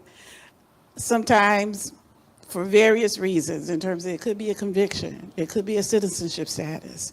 But you know what? They can influence people, right? So if you run into folks that you are attempting to register and they can't vote, information is so critical. Have that house party, because chances are they know some folks who do vote and they can influence them, right? So you got actions. We are close to June 2nd. Voter centers open on May 23rd. That's next Saturday. There is challenge to the post office right now. So a lot of people might want to wait until the last day to mail their ballot. I'm going to suggest you not do that. I'm going to suggest that you get your ballot in, if you're mailing it, well before the day of the election, because that postmark might not get on that ballot until well after the election if you mail it on that day. So you want to make sure your vote is counted. If you're mailing it by getting it in, I would suggest a week before. That means this week. So if you're mailing it, mail it early. Well, not mail it now, because the challenge is the post office, and will it get the postmark on it in a timely manner if you mail it on that day? So that's just being the practical person here in terms of if you want your vote counted, if you wait till the last day, take it to a voter center and drop it in. Don't put it in the mail. So my question would have been to all of you, what is your path to victory? I pulled out my ballot. This is not my ballot, this is a sample ballot. There are 14 names on this ballot in a space where you can write in a name. Yes. So that means you got to have a path to victory, right? How do you get to be in this jungle primary, one of the top 2 candidates to keep it moving forward? Great question. Let's do this. Let's wrap that into your closing comment. How's that?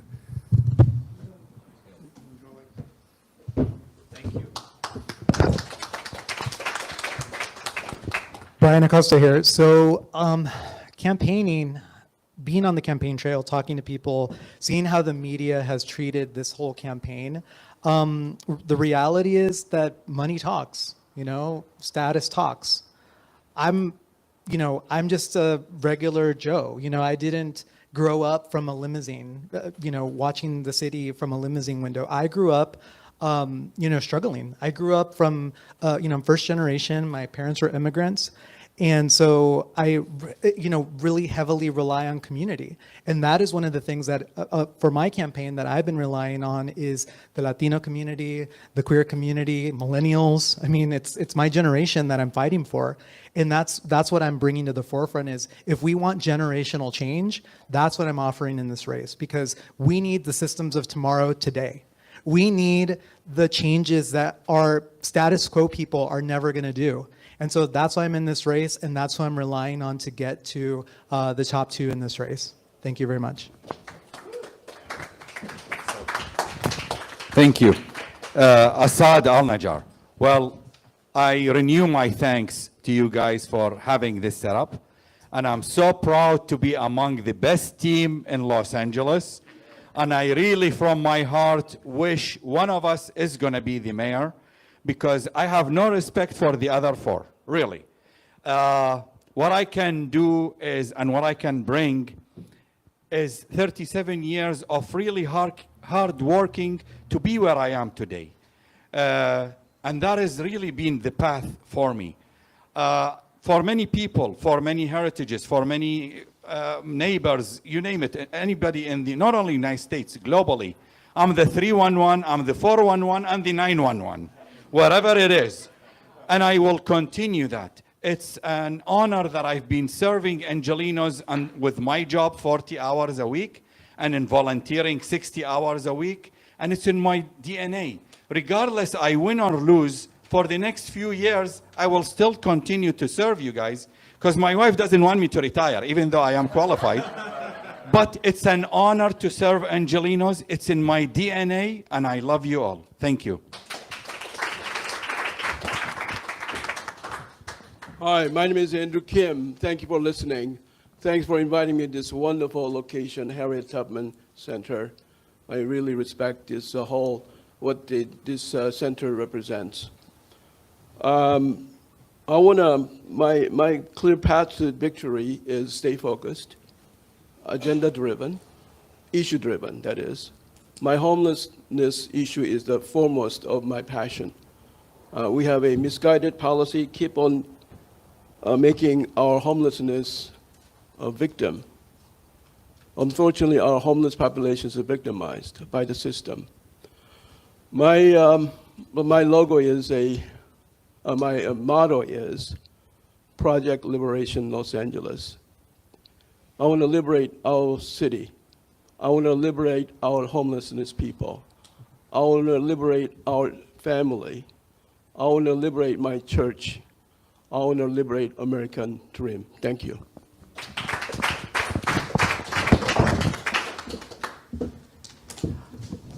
Hello, everybody.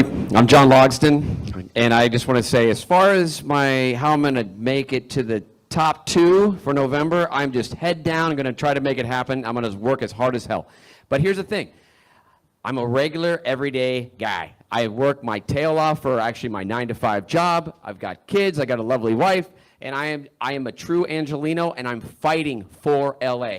And I work in the business, in the entertainment business. I believe I'm one of the only ones in this, in the group that actually is boots on the ground working every day. I got 2 jobs coming up this week, which I'm juggling the mayoral thing and actually producing. So I'm going to fight hard to make sure that there is no runaway production and that we are keeping entertainment, film business here in Los Angeles. That is my #1 goal for like the next 2 weeks. Get that word out and make it happen. Let people know that I'm fighting for them because there's a lot of Angelenos doing that.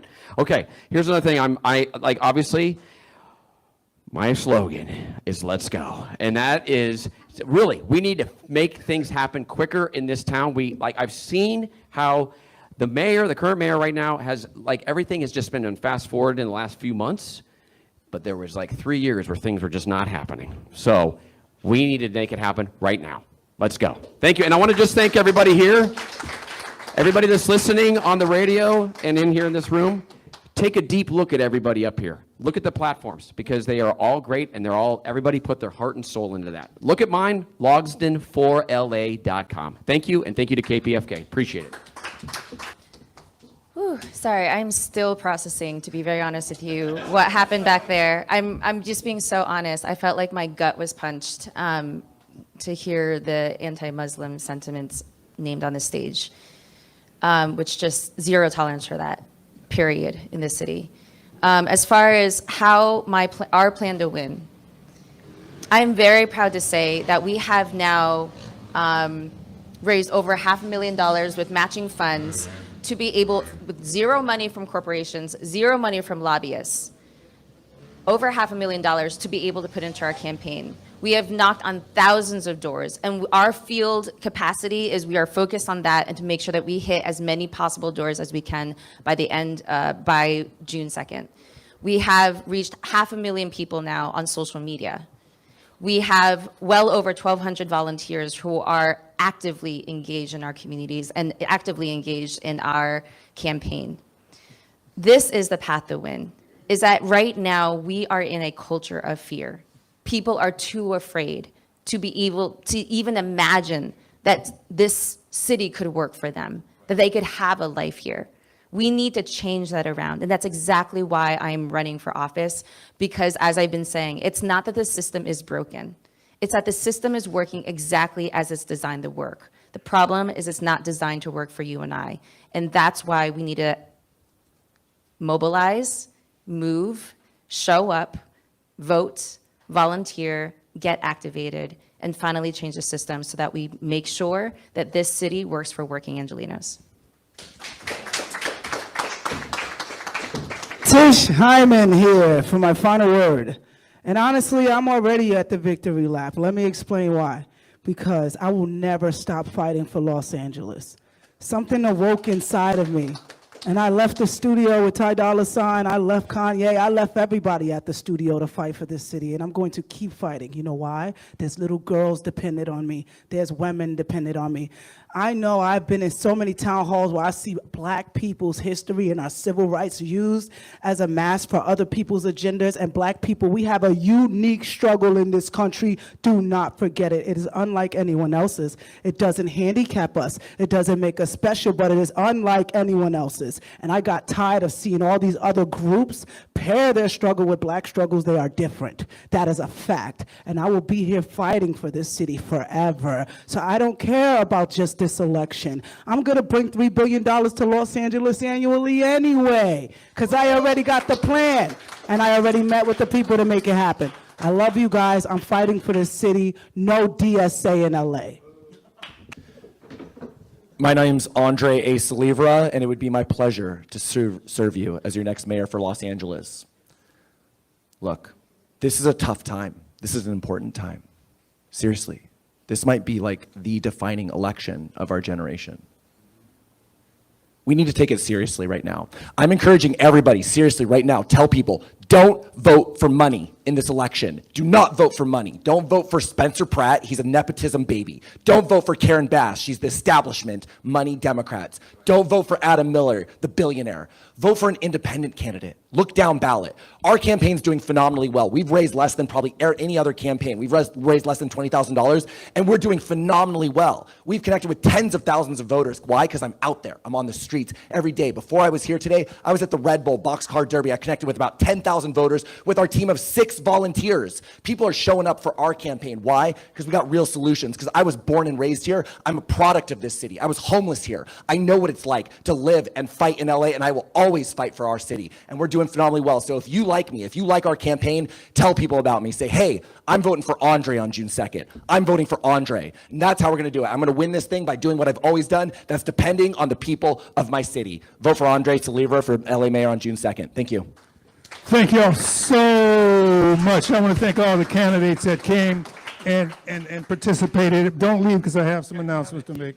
KPFK Media and Cut to the Chase present a candidate forum of LA's mayoral candidates. There's 3 ways to vote: by mail, by Dropbox, or in person. Thank you. Hello, thank you all for being here. My name is Ornella Barbara. I am host, producer, and DJ from KPFK, and I am producer for The Signal. Ray, very nice to meet you. We spoke this morning. You know I'm going to charge you for that. I'm going to charge you for that ad. I understand. Okay, so I'm very passionate about what I'm going to ask. What are you going to do about the tortured, starving, abandoned dogs and cats across Los Angeles? Have any of you actually visited Skid Row, animal shelters? Have you seen the suffering with your own eyes? These animals cannot talk. They cannot not ask for help. They cannot vote.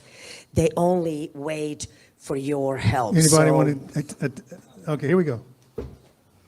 Thank you. Thank you. Assad Al-Najjar.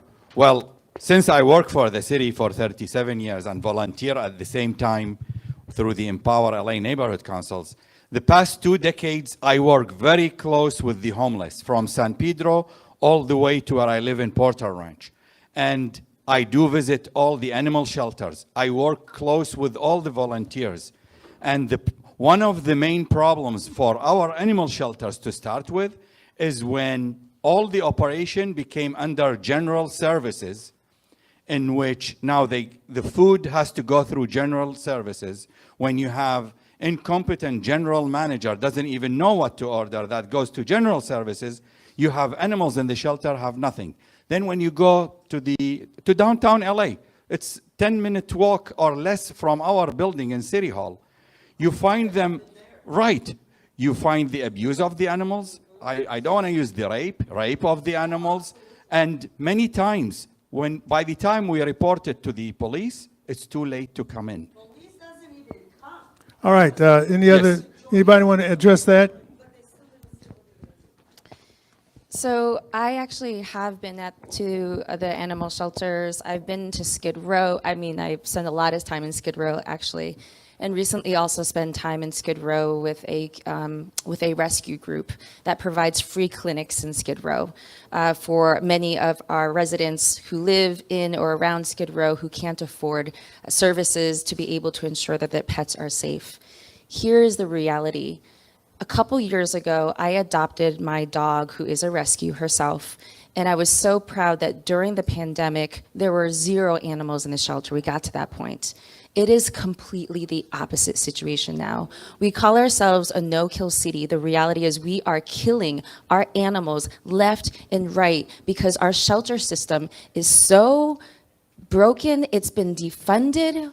You all keep calling about defunding the police. The problem is the police has been defunding us, and we are not funding the services we need, like our animals. And I am somebody who actually does not believe Angelinos are only people, human beings with 2 feet. Our Angelinos are our 4-footed creatures, are our 2-winged creatures, right? This is Los Angeles. We need to be protecting our own. The way that we can do that is increasing the funds we need to actually ensure that we can provide spaying and neutering. We need to lower it's very difficult to get your animal neutered and spayed, actually. You have to go through this whole process. It's delayed. You have to wait for another month. We need to quicken this process and ensure that it's happening. We need to ensure that we are enforcing the laws. Oh, sorry.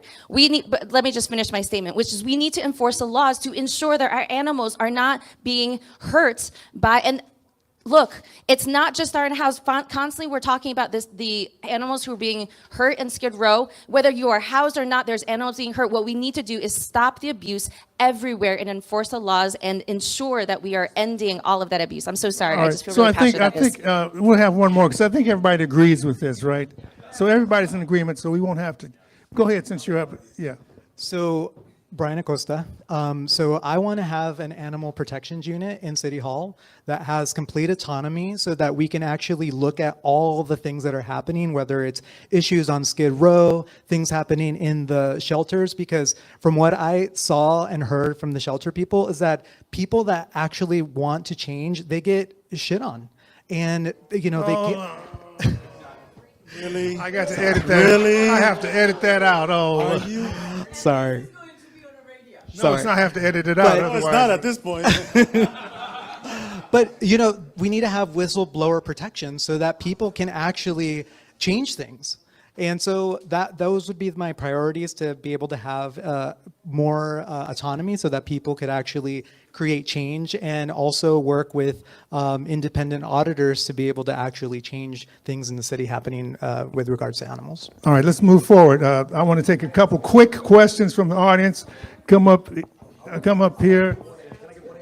Okay, while I'm giving instructions. I'll make it super fast because I don't feel like anybody's telling you what they're going to actually do.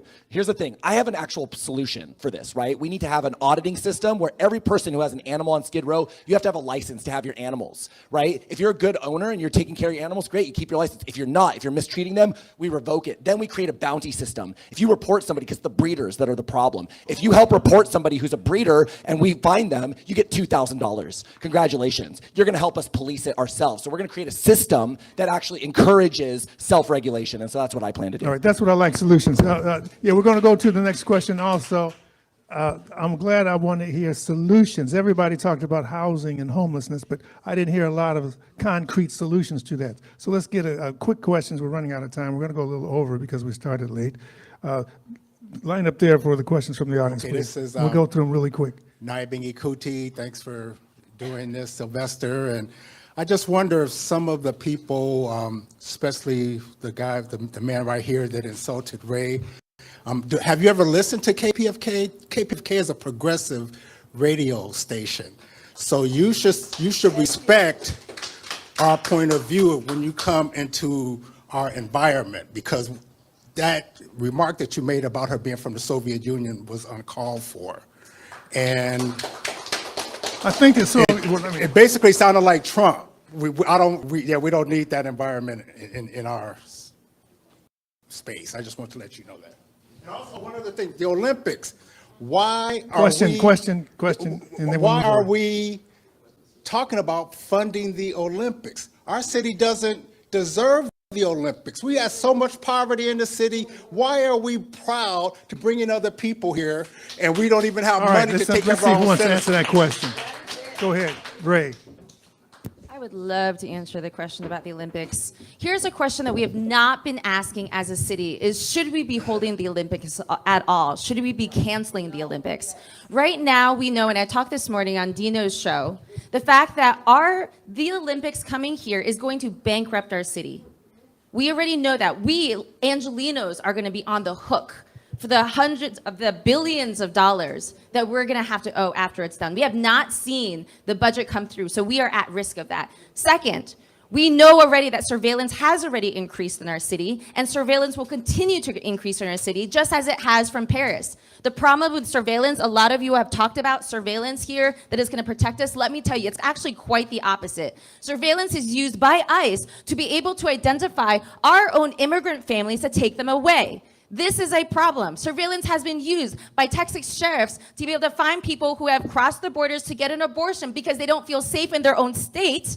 And they've been used that to identify them. I'm sorry, surveillance is a problem. Third, our immigrants, our communities are already under threat. Federal agents will be increased in our city as we move towards the Olympics, and then further, the LAPD will come under federal control. Do we want that happening? They will have access to all of our information. We need to be asking the question, and I didn't even begin to talk about Airbnb. Right now, the Mayor Bass has already proposed that we give Airbnb more money. Sorry, they're going to give us money so they can buy off our city. We're going to increase the evictions of our families, and we don't even have enough housing. So there's a lot of questions we need to be answering in this moment, and I'm calling for a task force in the city to question whether or not we should be canceling the Olympics. Thank you, Ray. I'm John Logsdon, and I am pro-Olympic. So that's why we have a democracy here, so we can actually talk about these things. So here's the thing. I think the Olympics are a gift for our city, for sure. This is Los Angeles, and this is going to be the third time the Olympics are coming here. Right now, think about it. We just had the games in Paris. How many people saw that on TV and want to go and actually visit Paris? Having the Olympics here is not just about those 2 weeks. It's actually an investment for the next 10 years. People are going to want to come here. That's tax bases for people coming and visiting Los Angeles, going to their restaurants, going to hotels. That's what it is. Tourism dollars drives revenue, which drives taxes. Perfect. Olympics, let's go. All right.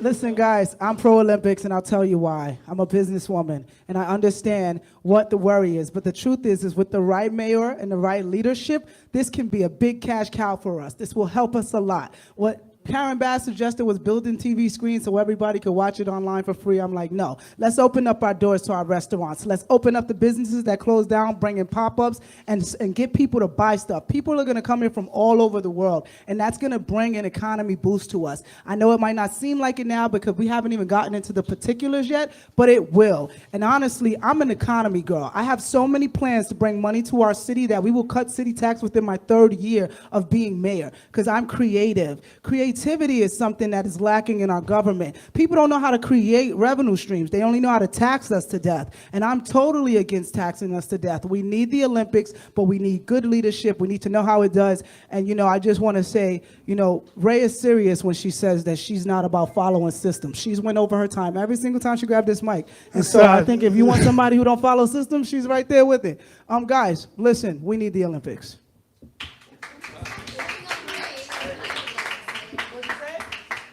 Go ahead. Yes. Hi, this is Assad Al-Najjar.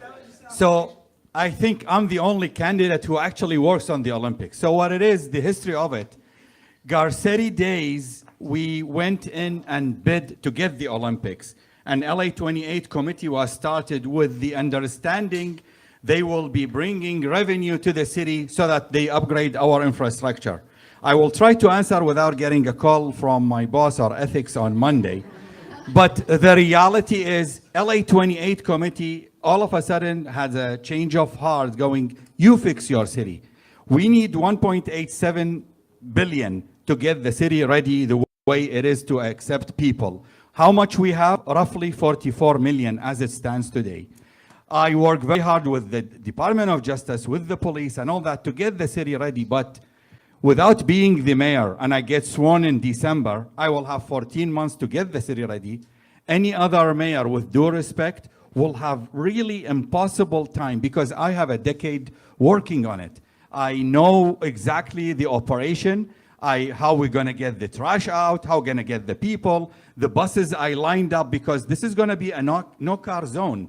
So I have the buses ready. And I love the idea that Andreas is bringing to enhance, and I'll let him speak about it. All right, here we Because go. Next. his idea. Let him speak about it, because we're running out of time. 30 seconds. Oh, and I'm on red now? I thought he's on yellow. Oh, 10 seconds. Okay. So basically, the Olympics, I can do it, and probably all these great candidates can help me with it. Thank you.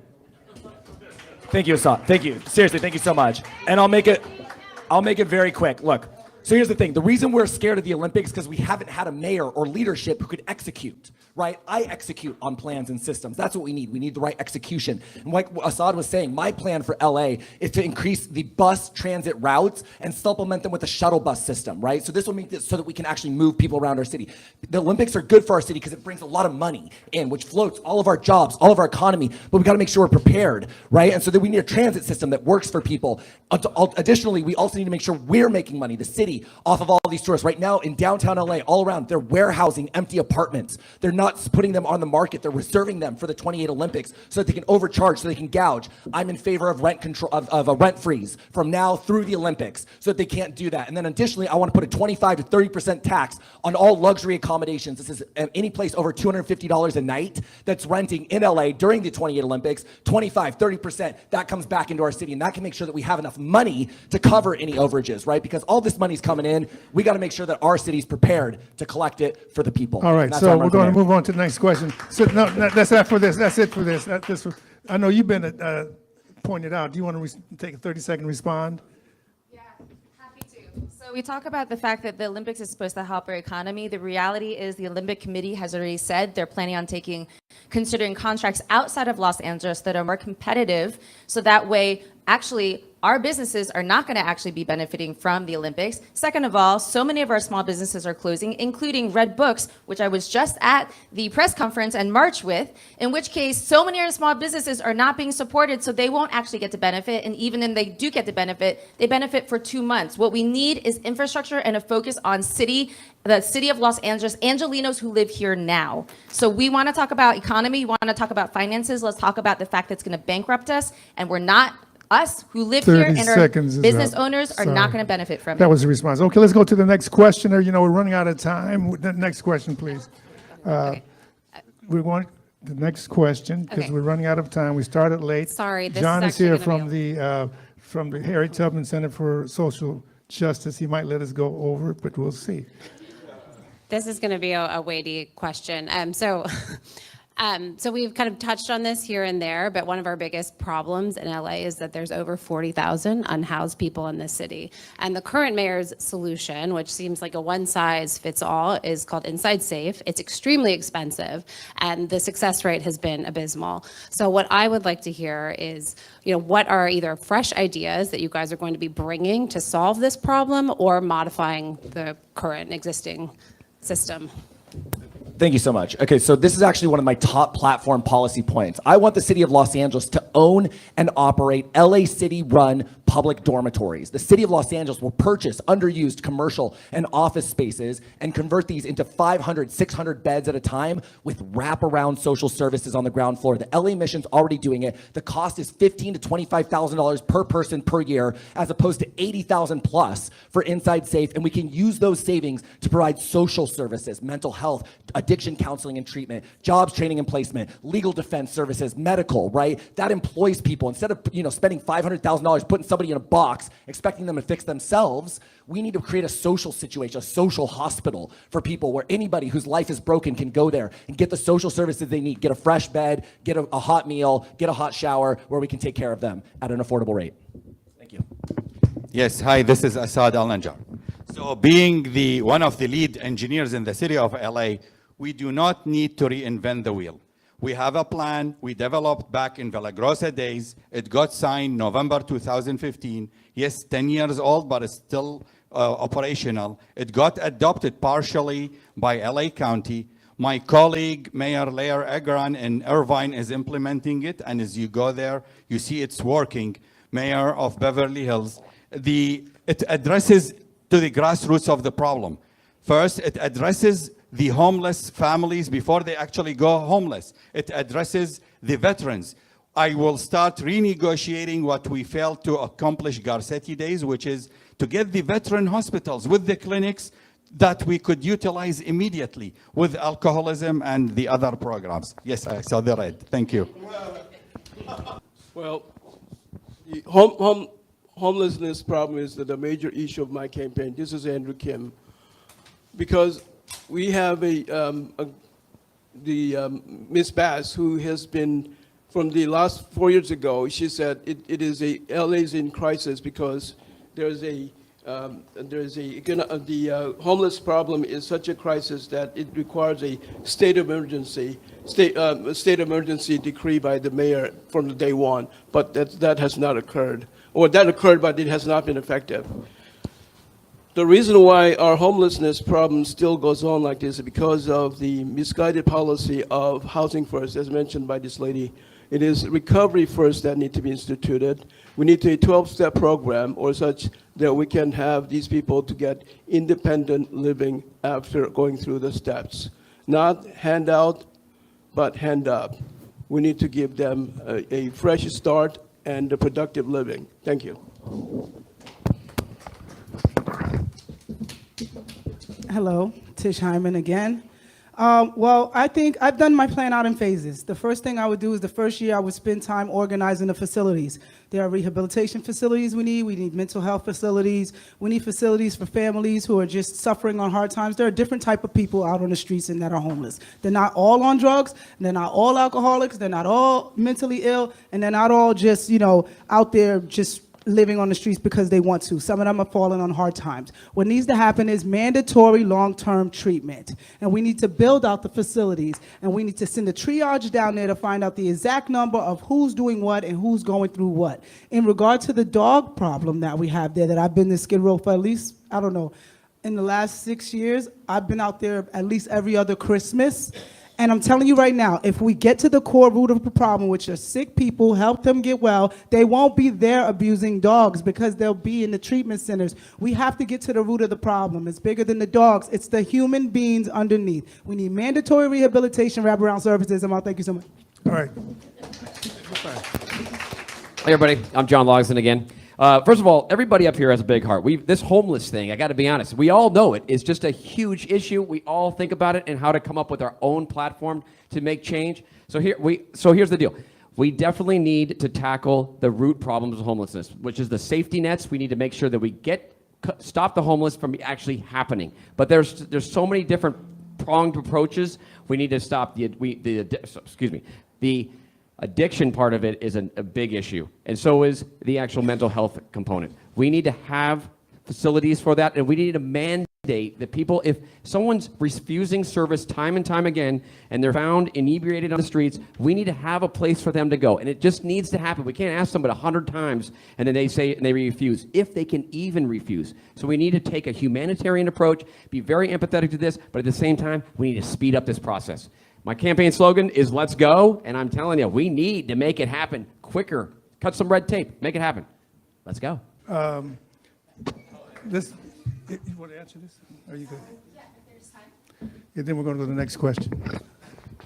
So when it comes to homelessness, the way that we need to, housing first policies work. It is researched, it works in other cities, and we need to actually focus on it.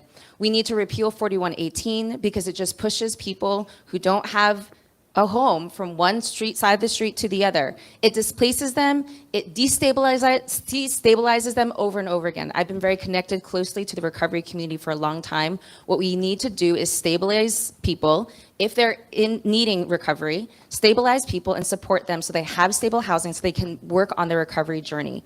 The way that we get people out the streets is we be able to support them with a street team, supporting them, building that trust that they have lost. We move them, we need to get rid of the Inside Safe program. It's hundreds of millions of dollars going into a program that is not working and is a waste of our money, has no end in sight. Instead, we need to use all those dollars that we're using on 4118, which is expensive, inhumane, and doesn't work, spending all that money into Inside Safe and put it into real resources and into permanent supportive housing, such as social housing, which is what I'm advocating for, so that we have permanent housing solutions and permanent stability for everybody.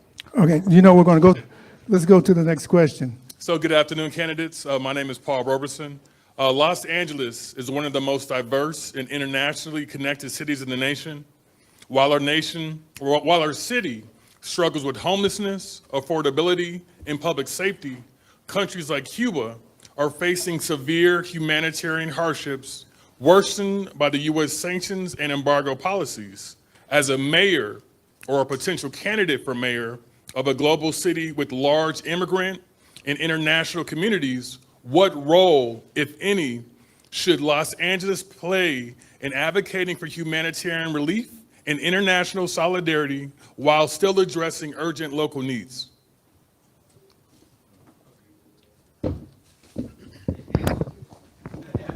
I'll be good this time.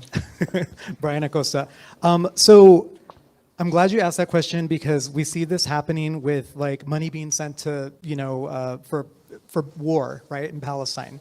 It's all connected. It's all the same thing. So one of the things that I'd want to look at as mayor is taking defunding some of those places where money is being allocated to go to war, to go to places that are hurting our neighbors and hurting international, because our money, it's our money that's going to hurt these people. So looking at contracts, looking at organizations that are going to sending money to send these things and make these things these things horrible on the national stage. So as mayor, I would definitely bring that to the forefront and make sure that our money stays here and helps people.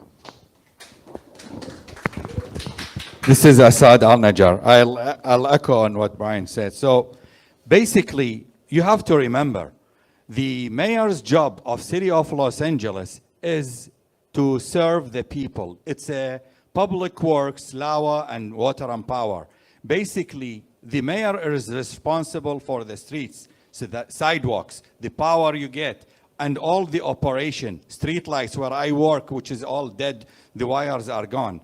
The mayor job is nothing to do with international affairs. The mayor would do like Brian was suggesting. You ensure that the sister cities that you have all the relationship with are in abidance of the human rights. I mean, I'm for one, don't like what's going on, what happened in Iraq where I come from. I don't like what's happening in Iran.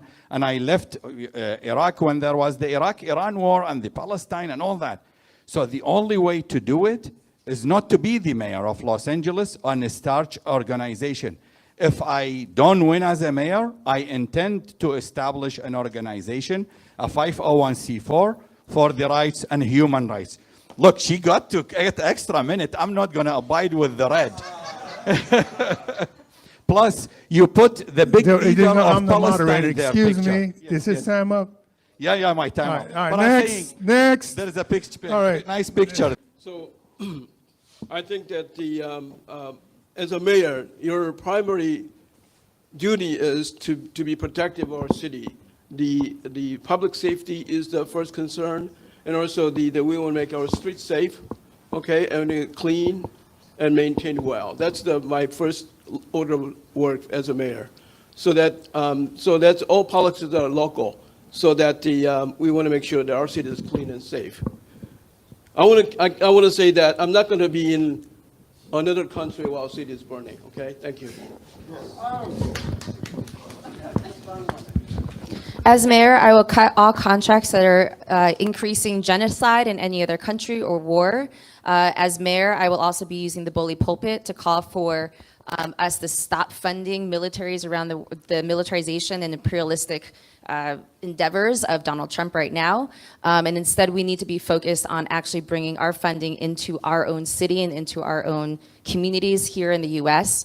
The fact that we are funding our militaries, the amount of money that we're funding our military with is money that could actually save and end homelessness in our communities, can actually save and support our small businesses here, can actually help develop our economy and support our families with what we need, get us to become one of the best educational systems in the whole world. So there's so much that we could do, and we are wasting our dollars, and we're using that dollars to kill families and children around the world. That needs to end.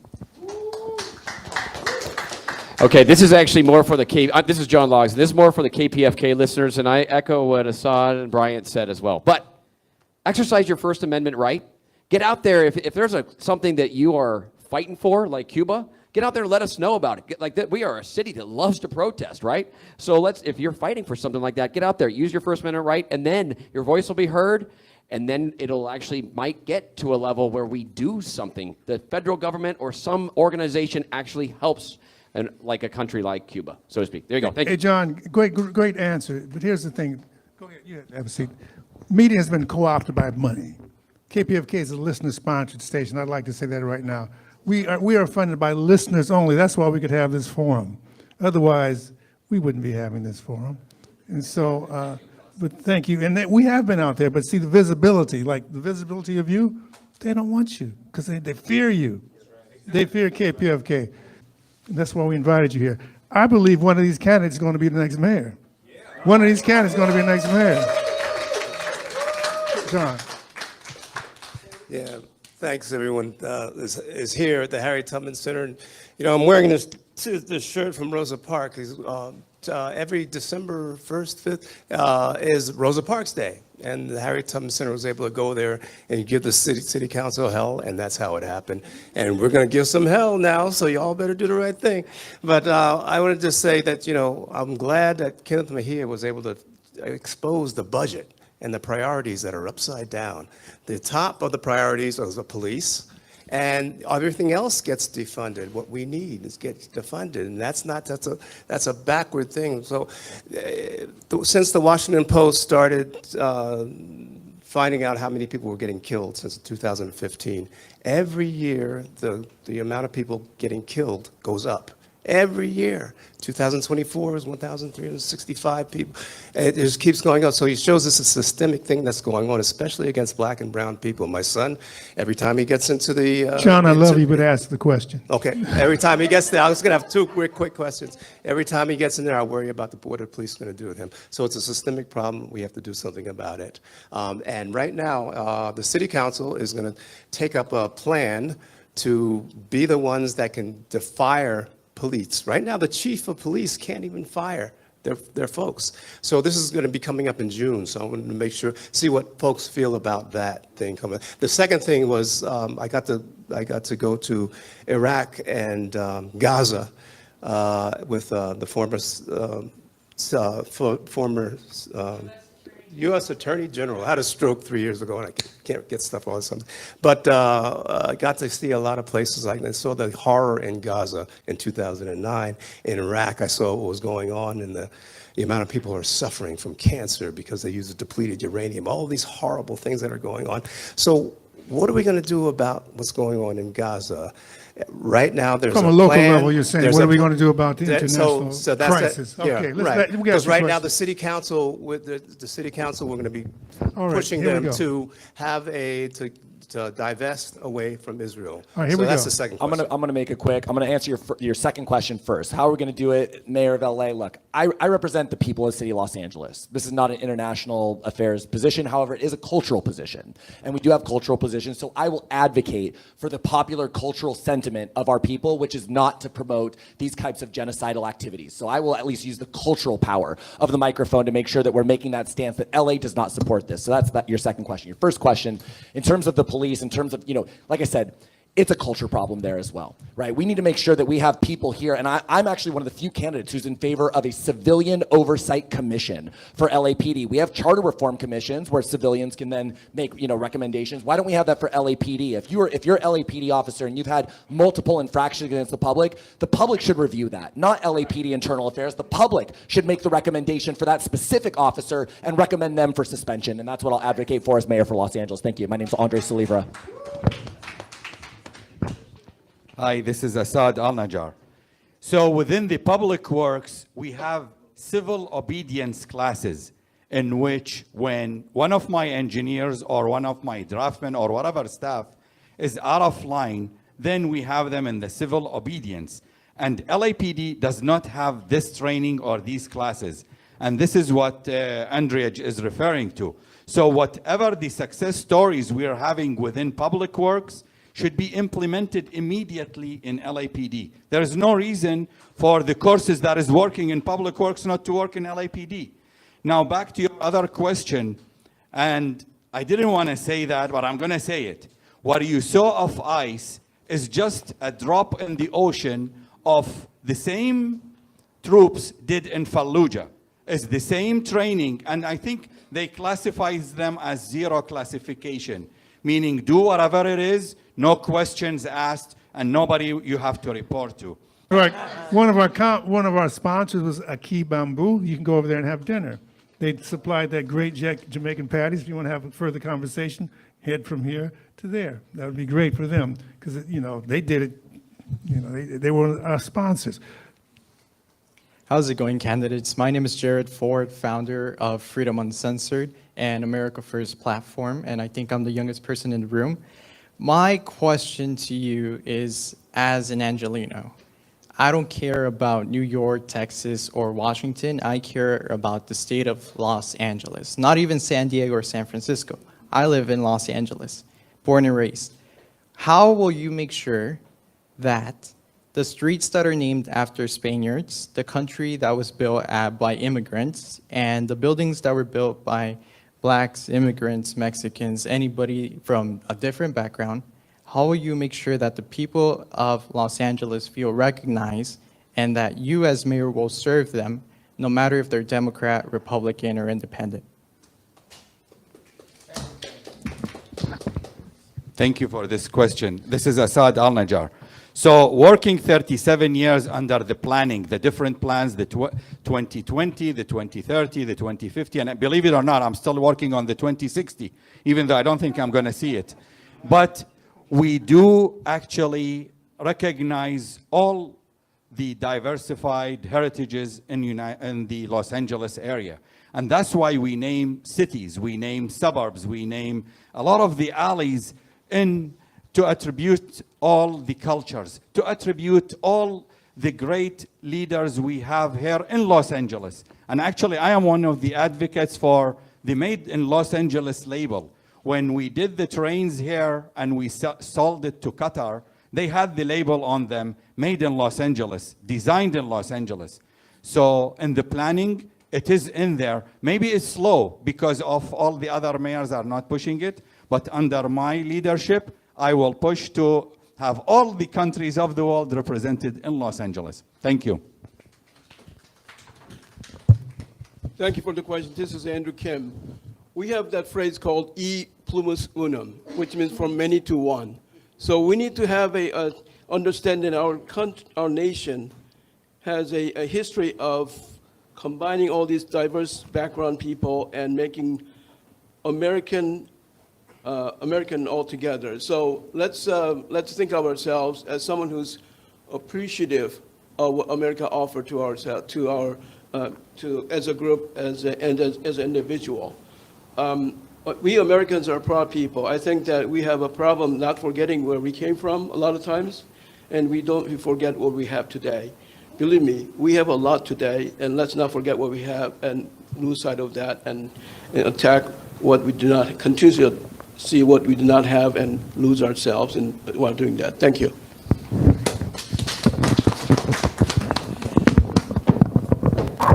Mr. Kim, that was That was a mouthful. I really appreciate that.